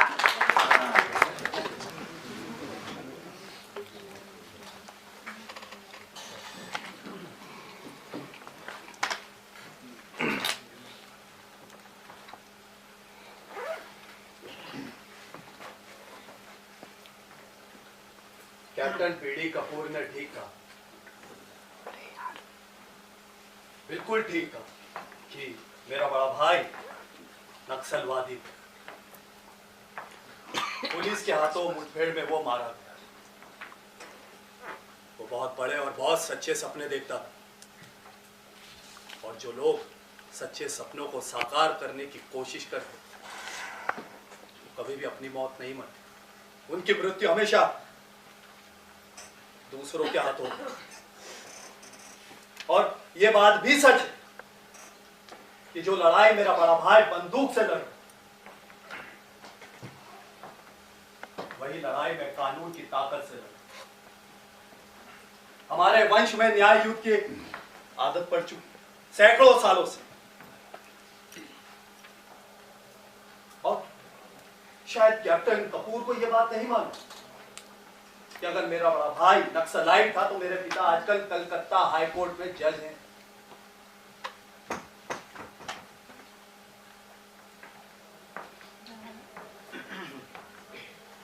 और कैप्टन कपूर, आपने किसी बहुत बड़े राष्ट्रीय रहस्य का उद्घाटन नहीं किया।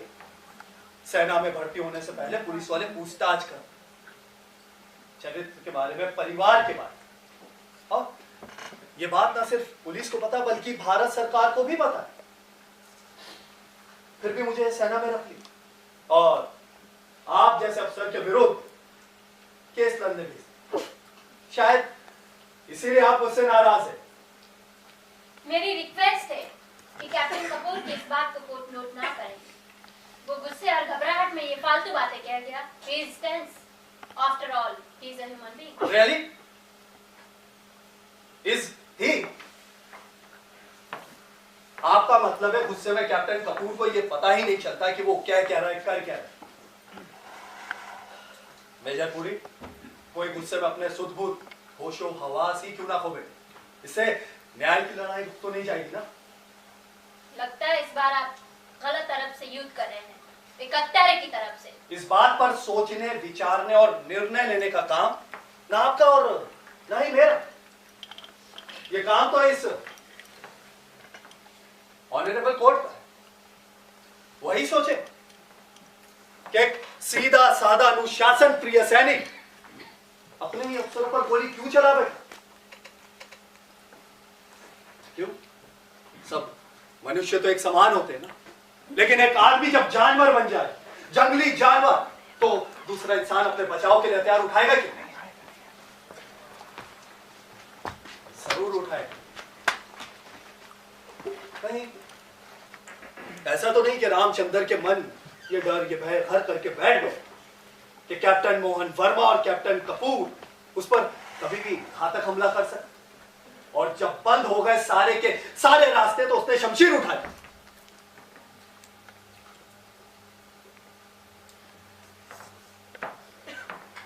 ये आदमी जब अपनी पत्नी पर हमला कर सकता है जानलेवा, तो पता नहीं उसने रामचंद्र के साथ क्या सुलूक किया होगा जो उसने हथियार उठाए।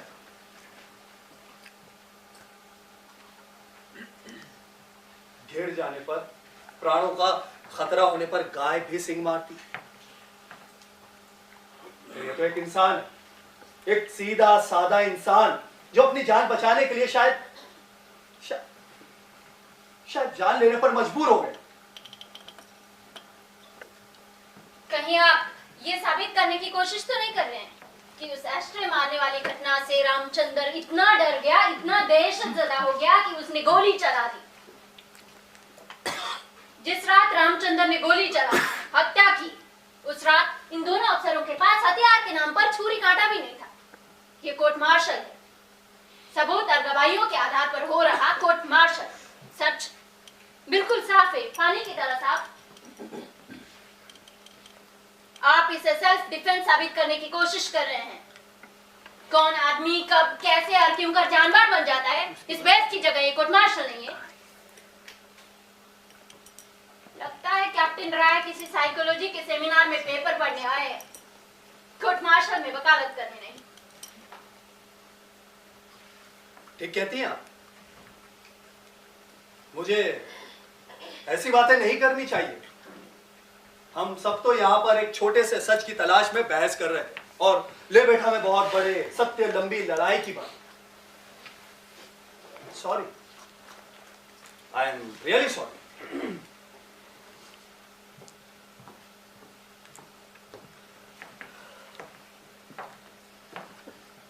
सर, मेरी कोर्ट से प्रार्थना है कि सूबेदार साहब को फिर से गवाही के लिए बुलाया जाए। मुझे उनसे कुछ और सवाल पूछना।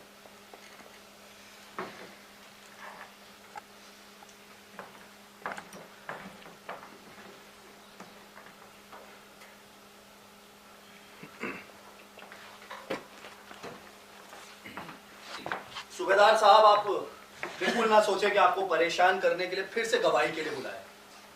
आप तो जानते हैं कि सूबेदार एक पुल के समान होता है, सीओ और सूबेदार के बीच में बना पुल। जवानों के सुख दुख शिकायतें इसी पुल से होकर सीओ तक पहुंचती, और सीओ भी आपके माध्यम से जवानों तक पहुंचता है। जवानों के बारे में कोई भी जानकारी हासिल करने का रास्ता आप ही। क्यों, कोई गलत बात तो नहीं कर रहा ना मैं?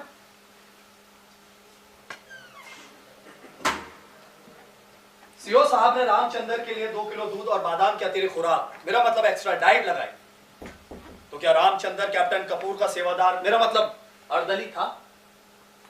नहीं सर, रेजिंग डे पर जब रामचंद्र ने 5000 मीटर की दौड़ जीती, तब सीओ साहब ने रामचंद्र के लिए एक्स्ट्रा डाइट का ऑर्डर दिया। उसके बाद ही रामचंद्र को कैप्टन साहब की अर्दली की ड्यूटी दी गई।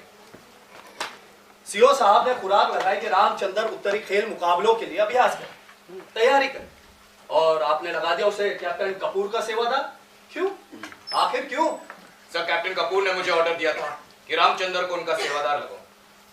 बताया नहीं आपने कि सीओ ने उसे? सर, कैप्टन कपूर ने मुझसे कहा था कि वह खुद रामचंद्र को दौड़ की तैयारी कराएंगे, सुबह शाम उसके साथ दौड़ेंगे। वो 5000 मीटर के चैंपियन रह चुके हैं। मुझे उनकी बात ठीक लगी। कैप्टन कपूर का सेवादार बनने के बाद क्या रामचंद्र सवेरे शाम अभ्यास के लिए आता था ग्राउंड? जी सर, आता था। Good, very good. कितनी बार आया महीने? महीने में 2 या 3 बार। साहब, ऊंचा बोलिए, ऊंचा। कोर्ट को आपकी आवाज सुनाई देनी चाहिए।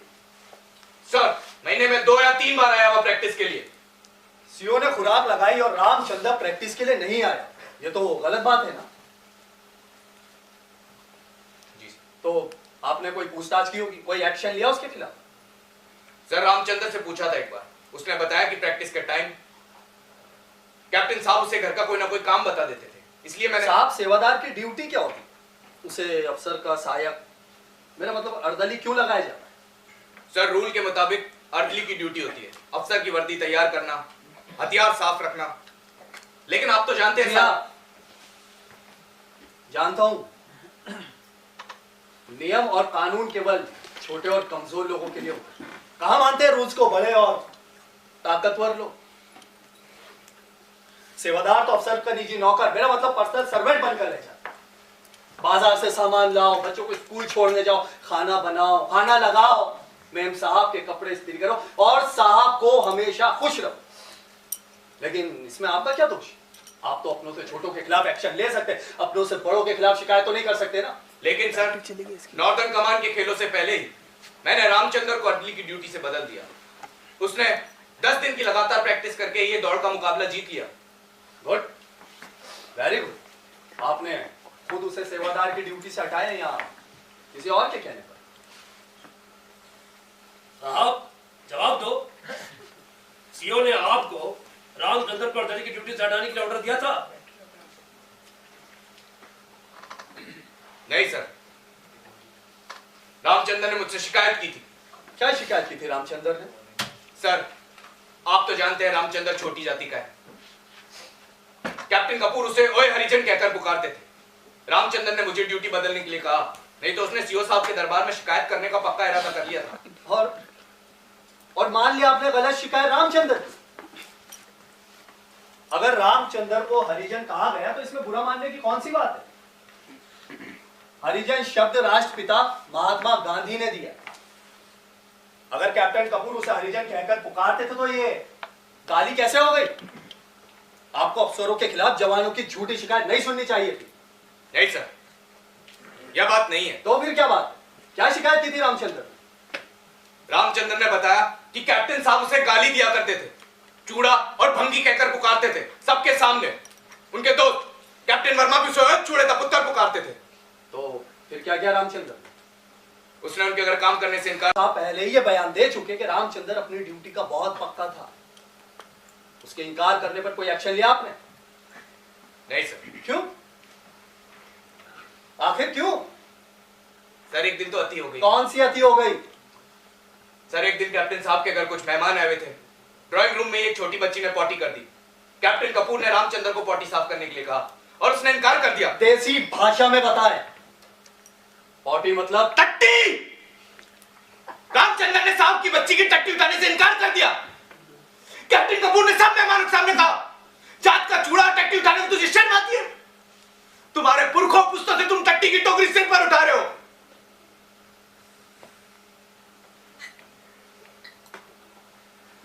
रामचंद्र झूठ भी तो बोल सकता है। नहीं सर, रामचंद्र कभी झूठ नहीं बोलता। मैंने खुद सुना इन गालियों को अपने कानों से। आपने शिकायत की इस बात की सीओ साहब से? नहीं सर, सोचा झगड़ा निपटा दूं। इतनी गंदी बात नहीं फैले तो ही ठीक है। बिल्कुल ठीक सोचा आपने। अन्याय की बात को कभी नहीं फैलने देना चाहिए। उसे तो हमेशा से बड़े और ताकतवर लोग दबाते आ रहे हैं। लेकिन आपको शायद मालूम नहीं कि छोटा अन्याय हमेशा बड़े अन्याय को जन्म देता है। अगर आप सीओ साहब के नोटिस में यह बात लाते तो ना वो खून होता और ना ही ये कोर्ट मार्शल। सर, मैंने सोचा। बिल्कुल ठीक सोचा आपने। सरकार ही बेवकूफ है जो कर्नल को सीओ बनाती है। उसे तो सूबेदार को सीओ बनाना चाहिए। क्यों? ठीक है ना? सर, मुझसे गलती हो गई। मुझे सीओ साहब को सब कुछ सच सच बता देना चाहिए। तो शायद ये खून ना होता। खून फिर भी होता। जिन्हें आपसे कोई गलती नहीं हुई। इस व्यवस्था का नियम यही नियम कि अपनों से छोटों की गलती को देख वहीं तक और अपनों से बड़ों की गलती को देख। जिन्हें कोई गलती नहीं हुई आपसे, आप जा सकते अपनी जगह। मुझे आपसे कुछ और नहीं पूछना।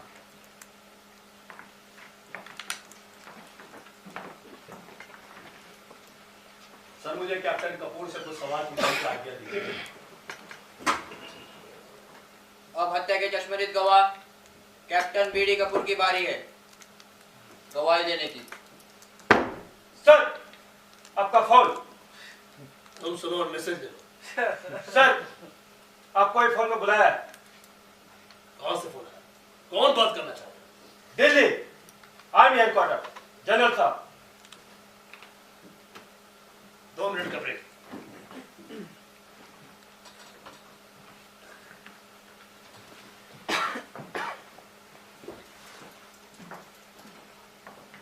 Stop. I want to talk to you. बोलो। तुम जीप भरकर मेरी बदनामी कर लो, लेकिन रामचंद्र को फांसी से नहीं बचा सकते। Never, never. मैंने तुमसे पहले भी कहा है कि मैं मुजरिमों से बात नहीं करता। Get lost. मुजरिम? मैं मुजरिम कैसे हो गया? You bloody.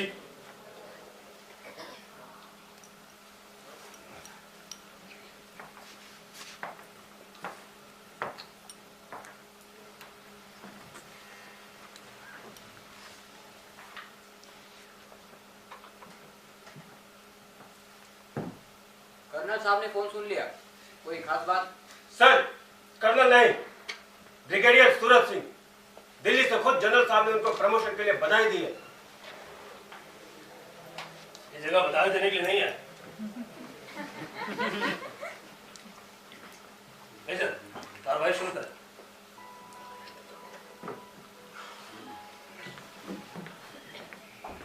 Congrats, sir. We must celebrate the promotion. Yes, sir. We must celebrate. Party होगी, party. Start with the work of the port captain.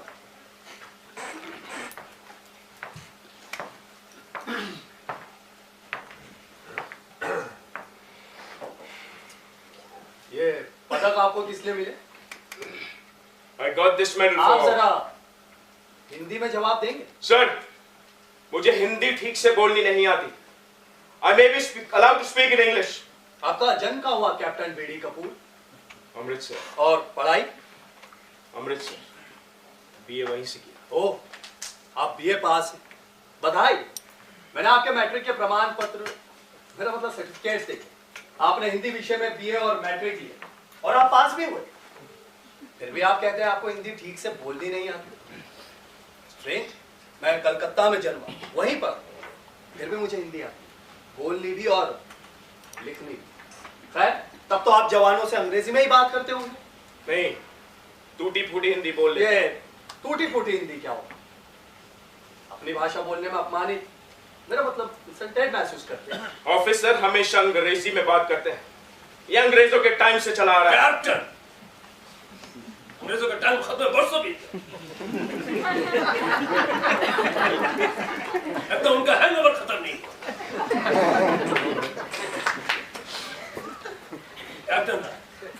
Captain Kapoor अपनी बात अंग्रेजी में ठीक से बता सकता है। Let him speak English. Ramchandra ने आपकी शिकायत सूबेदार साहब से क्यों की थी कैप्टन बीडी कपूर? खानदानी लोग तो फौज में भर्ती होते नहीं। नीची जाति के लोगों को भर्ती किया जाएगा तो यही होगा, बात बात में शर्मिंदगी और शेमिंग। इसीलिए तो आर्मी आप की भारतीय सेना के अनुशासन की चिंता छोड़ दे कैप्टन बीडी कपूर। ये खानदानी लोग क्या हो? खाते पीते घरों के लोग। जब नंगे भूखों को फौज में भर्ती किया जाएगा और उन्हें भरपेट रोटी मिलने लगेगी तो उनका दिमाग फिरेगा कि नहीं? फिरेगा, जरूर फिरेगा। अच्छा, आप तो खानदानी हैं, खाते पीते संपन्न घर के। यस, पिछली 4 पुश्तों से हमारी पुरखे राज कर रही हैं। ICS, IS, navy, army, air force, हर जगह अफसर हैं हमारे खानदान के लोग। We belong to ruling class. बहुत बड़ा और भारी है आपका वंश वृक्ष। Yes, I am proud of it. होना चाहिए, जरूर प्राउड होना चाहिए। अच्छा, आपके पिताजी क्या करते हैं? He retired as a DIG. लेकिन आईजी नहीं बन सकते। DIG कम होता है क्या? नहीं, लेकिन 5 साल में वो 2 बार सस्पेंड हो चुके। So what? उनके खिलाफ कुछ साबित नहीं हो सका। He came out with flying colors. Captain Rai को किसी के माँ बाप पर कीचड़ उछालने से रोका जाए। आखिर आखिर किसका हो रहा है ये कोर्ट मार्शल? कैप्टन कपूर का, उसके पिता का, या जवान रामचंद्र का? अब नहीं पूछूंगा ऐसा सवाल। मैं तो सिर्फ खानदानी शब्द का अर्थ समझने की कोशिश कर रहा था।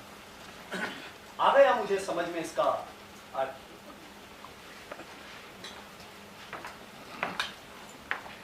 आपका परिवार काफी समय से दिल्ली है, आपके साथ आप खाना तो ऑफिसर्स मैच में ही खाते होंगे? नहीं, अपने घर खाता हूं। खाना बनाने के लिए नौकरानी है। आपकी याददाश्त शायद कमजोर है कैप्टन बीडी कपूर। आप पिछले कई महीनों से ऑफिसर्स मैस या घर का खाना नहीं खा रहे? हाँ, नहीं खा रहा।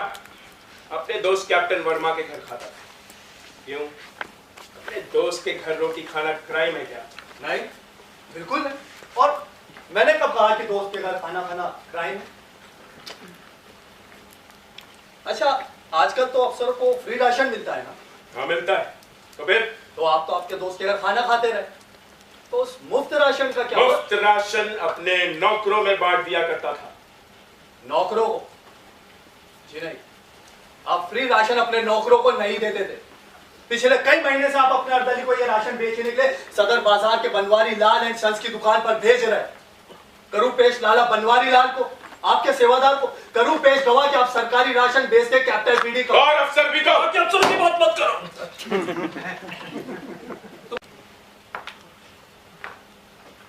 अच्छा, आप रामचंद्र से 5000 मीटर की दौड़ क्यों हार गए थे कैप्टन बीडी को? फौज में भर्ती होने से पहले रामचंद्र गांव में टंगर चलाता था। पूरा दिन जानवरों के पीछे दौड़ता होगा, और मुझे रेस में हरा के वो सुपरमैन तो नहीं बन गया। नहीं, बिल्कुल नहीं। सुपरमैन तो आप हैं। मैं बताऊं आप दौड़ में क्यों आ रहे? आप दौड़ में इसलिए आ रहे क्योंकि दिन रात आप शराब पी। आपका शराब का मैच का बिल देखकर सीओ आपको 2 बार वार्निंग दे चुका है। रामचंद्र से दौड़ हारने पर आपके खानदानी घमंड को, अहम को गहरी चोट लगी। आप उसके दुश्मन बन गए, उसे बात बात पर अपमानित कर। मैं और दुश्मन हो गया रामचंद्र का। दुश्मनी बराबर वालों में की जाती है, छोटे लोगों से नहीं।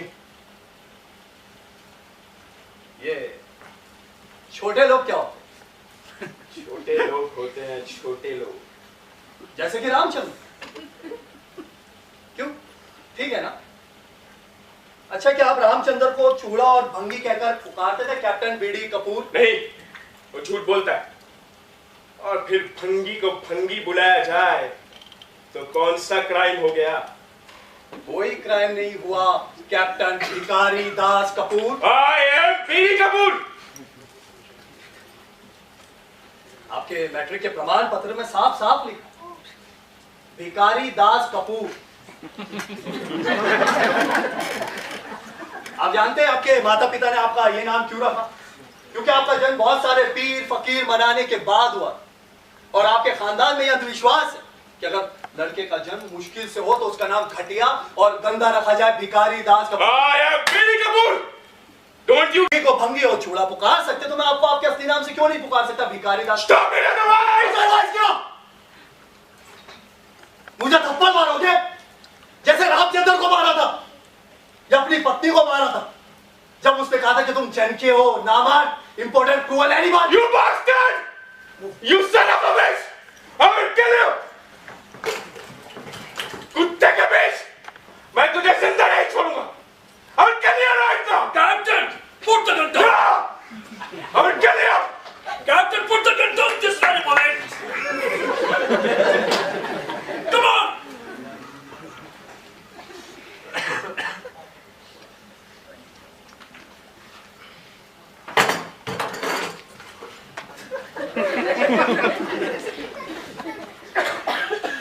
Lock it up.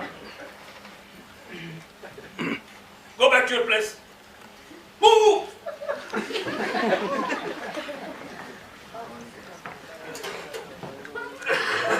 Go from here. Go from here. नहीं सर, मुझे अब कैप्टन कपूर से कोई सवाल नहीं पूछा।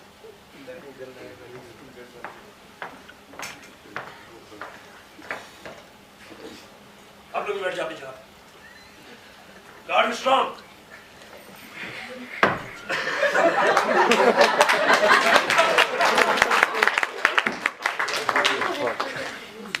मेजर पुरी, आपको कोई और गवाह पेश करना है? नहीं सर।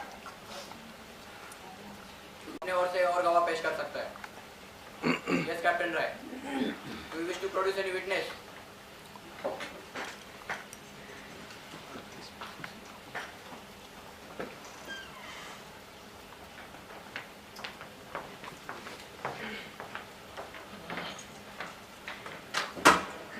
सर, मैं किसी सवाल का जवाब नहीं दूंगा। मैंने खून किया है, मुझे सजा मिलनी चाहिए सर। मिलेगी सजा, जरूर मिलेगी।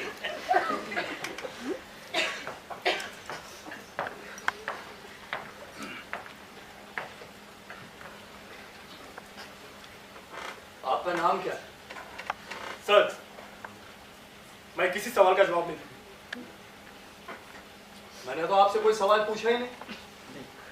आपका नाम पूछा, केवल आपका नाम। आपका नाम रामचंद्र है। भगवान रामचंद्र के नाम पर वो तो न्याय युद्ध के लिए लड़े थे। शायद यही सोच के आपके माता पिता ने आपका नाम रामचंद्र रखा। सर, यह तो मैं नहीं जानता माँ बाप ने मेरा नाम रामचंद्र क्यों रखा, लेकिन कैप्टन कपूर और कैप्टन वर्मा हमेशा कहते थे आजकल हर चूड़े चमार का नाम रामचंद्र है। लेकिन मैं आपके किसी सवाल का जवाब नहीं दूंगा। मैं एक बार कर चुका हूं, मैंने कैप्टन वर्मा का खून किया है। खून क्या तो क्या तुम्हें परमवीर चक्र दिया जाए? तुम्हारे गले में फूलों की माला डाली जाए? कहो तो तुम्हारी आरती उतारो? फांसी होगी, फांसी। किसी के प्राण लेने का, हत्या करने का इतना समय? अपने आप को योद्धा समझते? खून करते समय तो डरे नहीं और जवाब देते समय जान जाती। कानून और संविधान चाहे बराबर का दर्जा, बराबर का अधिकार हो, लेकिन तुम हमेशा वही के वही रहोगे। तब्बू, डरपोक, कायर। शपथ लेने के बाद सच बोलना तो दूं, जवाब देने से डर। मैं कहता हूं कैप्टन वर्मा और कैप्टन कपूर तुम्हें ठीक पुकारते थे, ठीक कहते थे, चूड़ा चमार रामचंद्र। सर, गाली मत दो। मैं आपके किसी सवाल का जवाब नहीं दूंगा। रामचंद्र, तुम हमारा सेना के जरूरी इकाई हो। तुम्हारे रेजिमेंट को तुम पर गर्व है। Thank you sir. हम तुम्हारे दुश्मन नहीं है। बहादुर से जियो, बहादुर से मरना सीखो। जो कुछ हुआ साफ साफ बताओ। बोलो, क्या क्या थे दोनों ने तुम्हारे साथ में? सर, बहुत गंदी गंदी गाली देते थे। क्या गाली देते? सर, चूड़ा कहते थे, भंगी कहते थे, मेरा रंग देखकर चिट्टा चूड़ा पुकारते थे। उस हादसे की रात तुमने इन्हें रुकने के लिए ललकारा नहीं, फिर क्यों रोकी मोटरसाइकिल गार्ड हाउस के पास? सर, गाली देने के लिए, क्योंकि सूबेदार साहब से कहकर मैंने अपने अर्ली की ड्यूटी बदलवाई थी।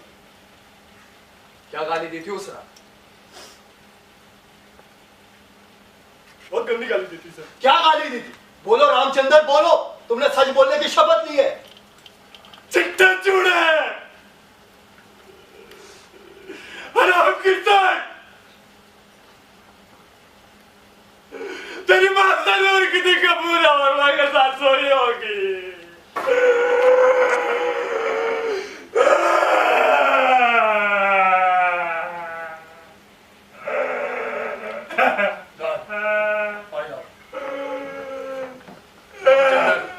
मर्द रोते नहीं, कभी नहीं रोते।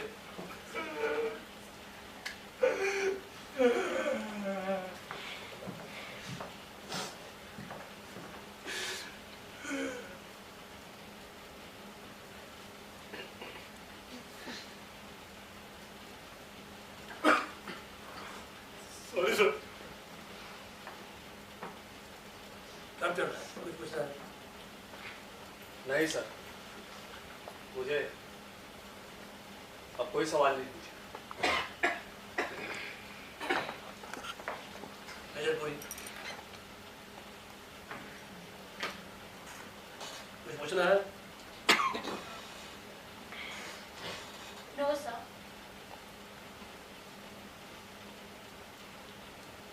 रामचंद्र, अपनी जगह वापस जाओ।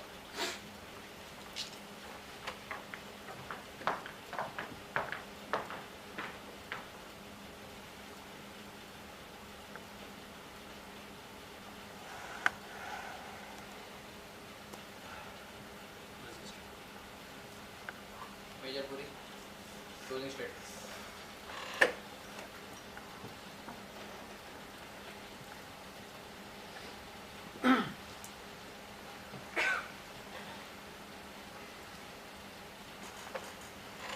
जब रामचंद्र ने खुद कबूल कर लिया कि उसने हत्या की,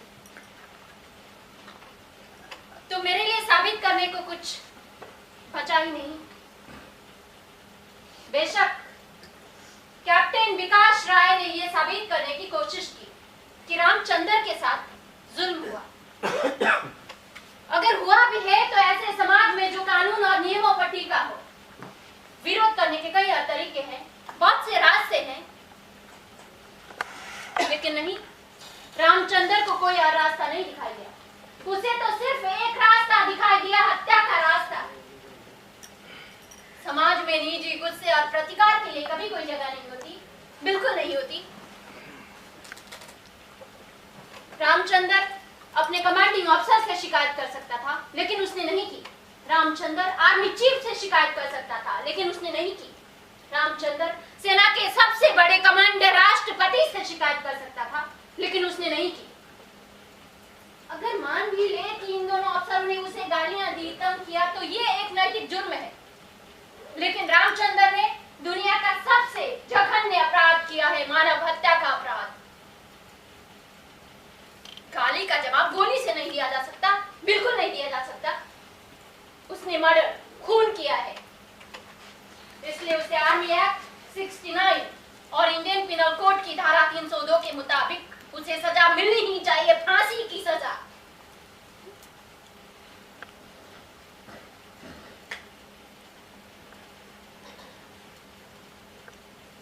डेथ सेंटेंस।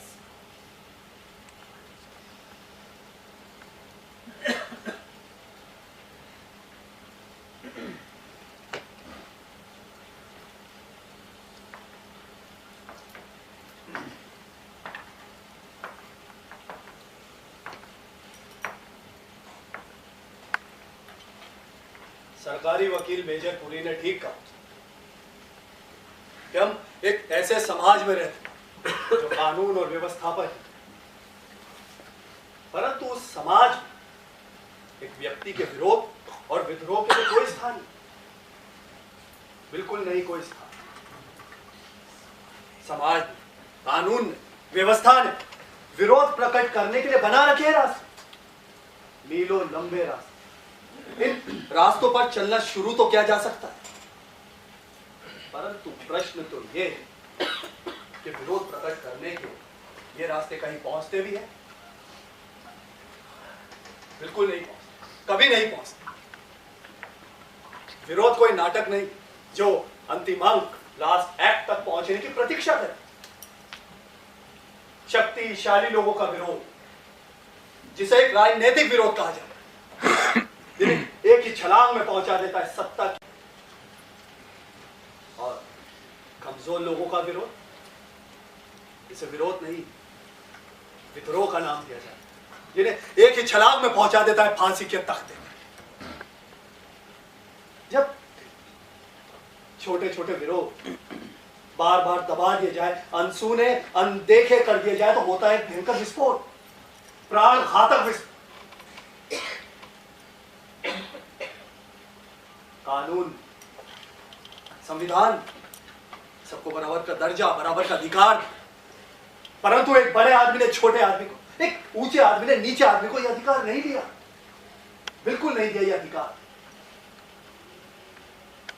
जो समाज, जो व्यवस्था जाति भेद के आधार पर चलेगा, ऊंच नीच के तराजू में तोलेगा, उसकी आयु कभी भी लंबी नहीं होगी, बिल्कुल नहीं होगी। बराबर की बात तो दूर, हम तो सोचने के स्तर पर भी अपनों से छोटों को यह हक देने को तैयार नहीं है। बराबर का अधिकार, हम तो उन्हें अपनी ओर आंख उठाने का हक देने को भी तैयार नहीं है, जिसका कारण है वो सामंती प्रवृत्तियां, सोचने का सामंती तरीका, फ्यूडल टेंडेंसीज, जिनसे आज तक हमें आजादी नहीं मिली। सरकारी वकील मेजर पुरी ठीक क्या की? सवार रामचंद्र को फांसी की सजा मिलनी ही चाहिए। क्योंकि इसने अपने देश की रक्षा की शपथ लेने के बावजूद कर दिया इनकार एक अफसर के बच्चे की गंदगी उठाने से।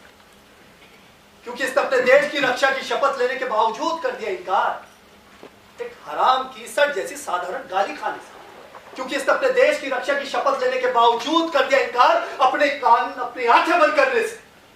पीनल कोड दफा 302 के मुताबिक नहीं, हर हालत में बार बार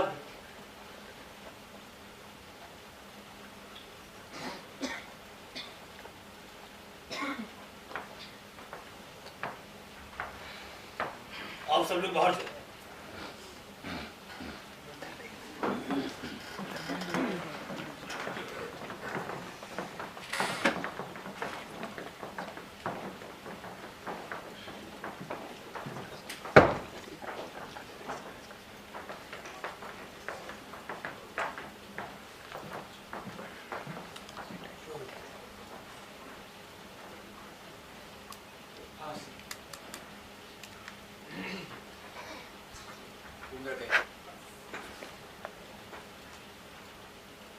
निर्णायक वोट मुझे ही देना होगा।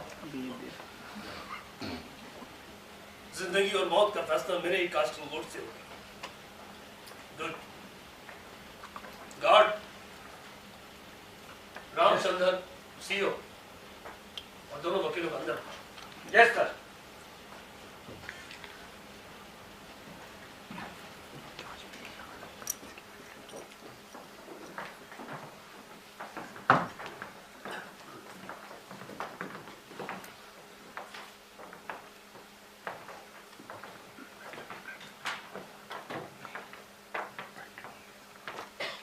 कोर्ट मार्शल का फैसला कल सुबह 9 बजे सुना होगा। सर, मेरी रिक्वेस्ट है इस रेजिमेंट से कैप्टन कपूर की ट्रांसफर करवा दे। उसकी जान को खतरा है। और सर, जब तक उसके ट्रांसफर के ऑर्डर नहीं आते उसे एक रिवॉल्वर इशू किया जाए और कैप्टन कपूर को ऑर्डर दे कि हर वक्त वो रिवॉल्वर अपने पास रखे। कर्नल रावत, आज ही कैप्टन पीडी कपूर को एक रिवॉल्वर इशू कर दिया जाए। Yes sir. आपको याद है सर, आज बड़ा खाना है, एक साथ दो खुशियां। आप हमारी रेजिमेंट का रेजिंग डे और आपकी ब्रिगेडियर बनने की खुशी।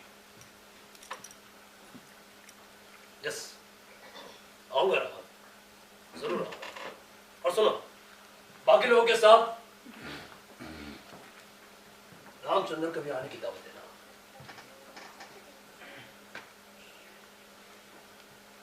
Any problem? No problem, sir. By all means, sir. Thank you. Thank you very much.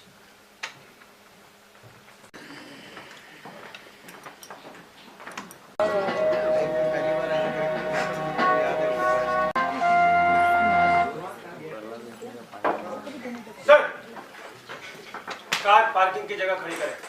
दरवाजे के आगे नहीं। सीओ साहब का ऑर्डर है। खुद खड़ी करो। मैं किसी का नौकर नहीं, भारत सरकार का नौकर हूँ, भारत सरकार का। एक अफसर से इस तरह बात करने का अंजाम जानते हो? मैं तुम्हारी रिपोर्ट कर दूंगा। मुझे रामचंद्र समझने की भूल मत करना। मेरा निशाना कभी नहीं चूकता है।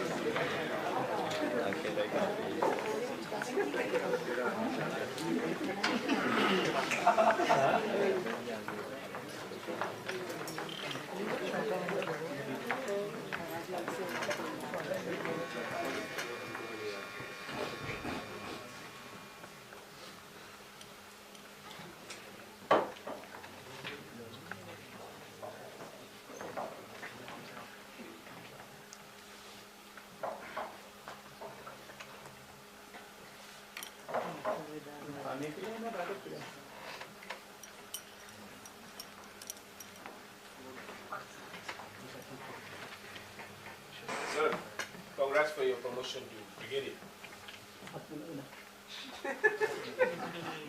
तुम्हारी हिम्मत कैसे है मुझसे? And don't show your dirty face even in life.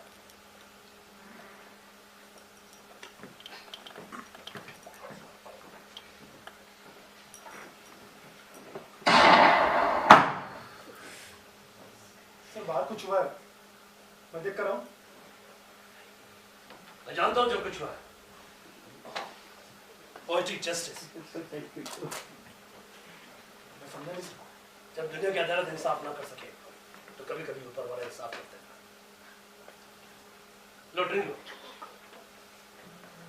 Sir मैं शराब नहीं पीता। सर कैप्टन कपूर ने खुद को गोली मार ली सर, खुदकुशी कर ली।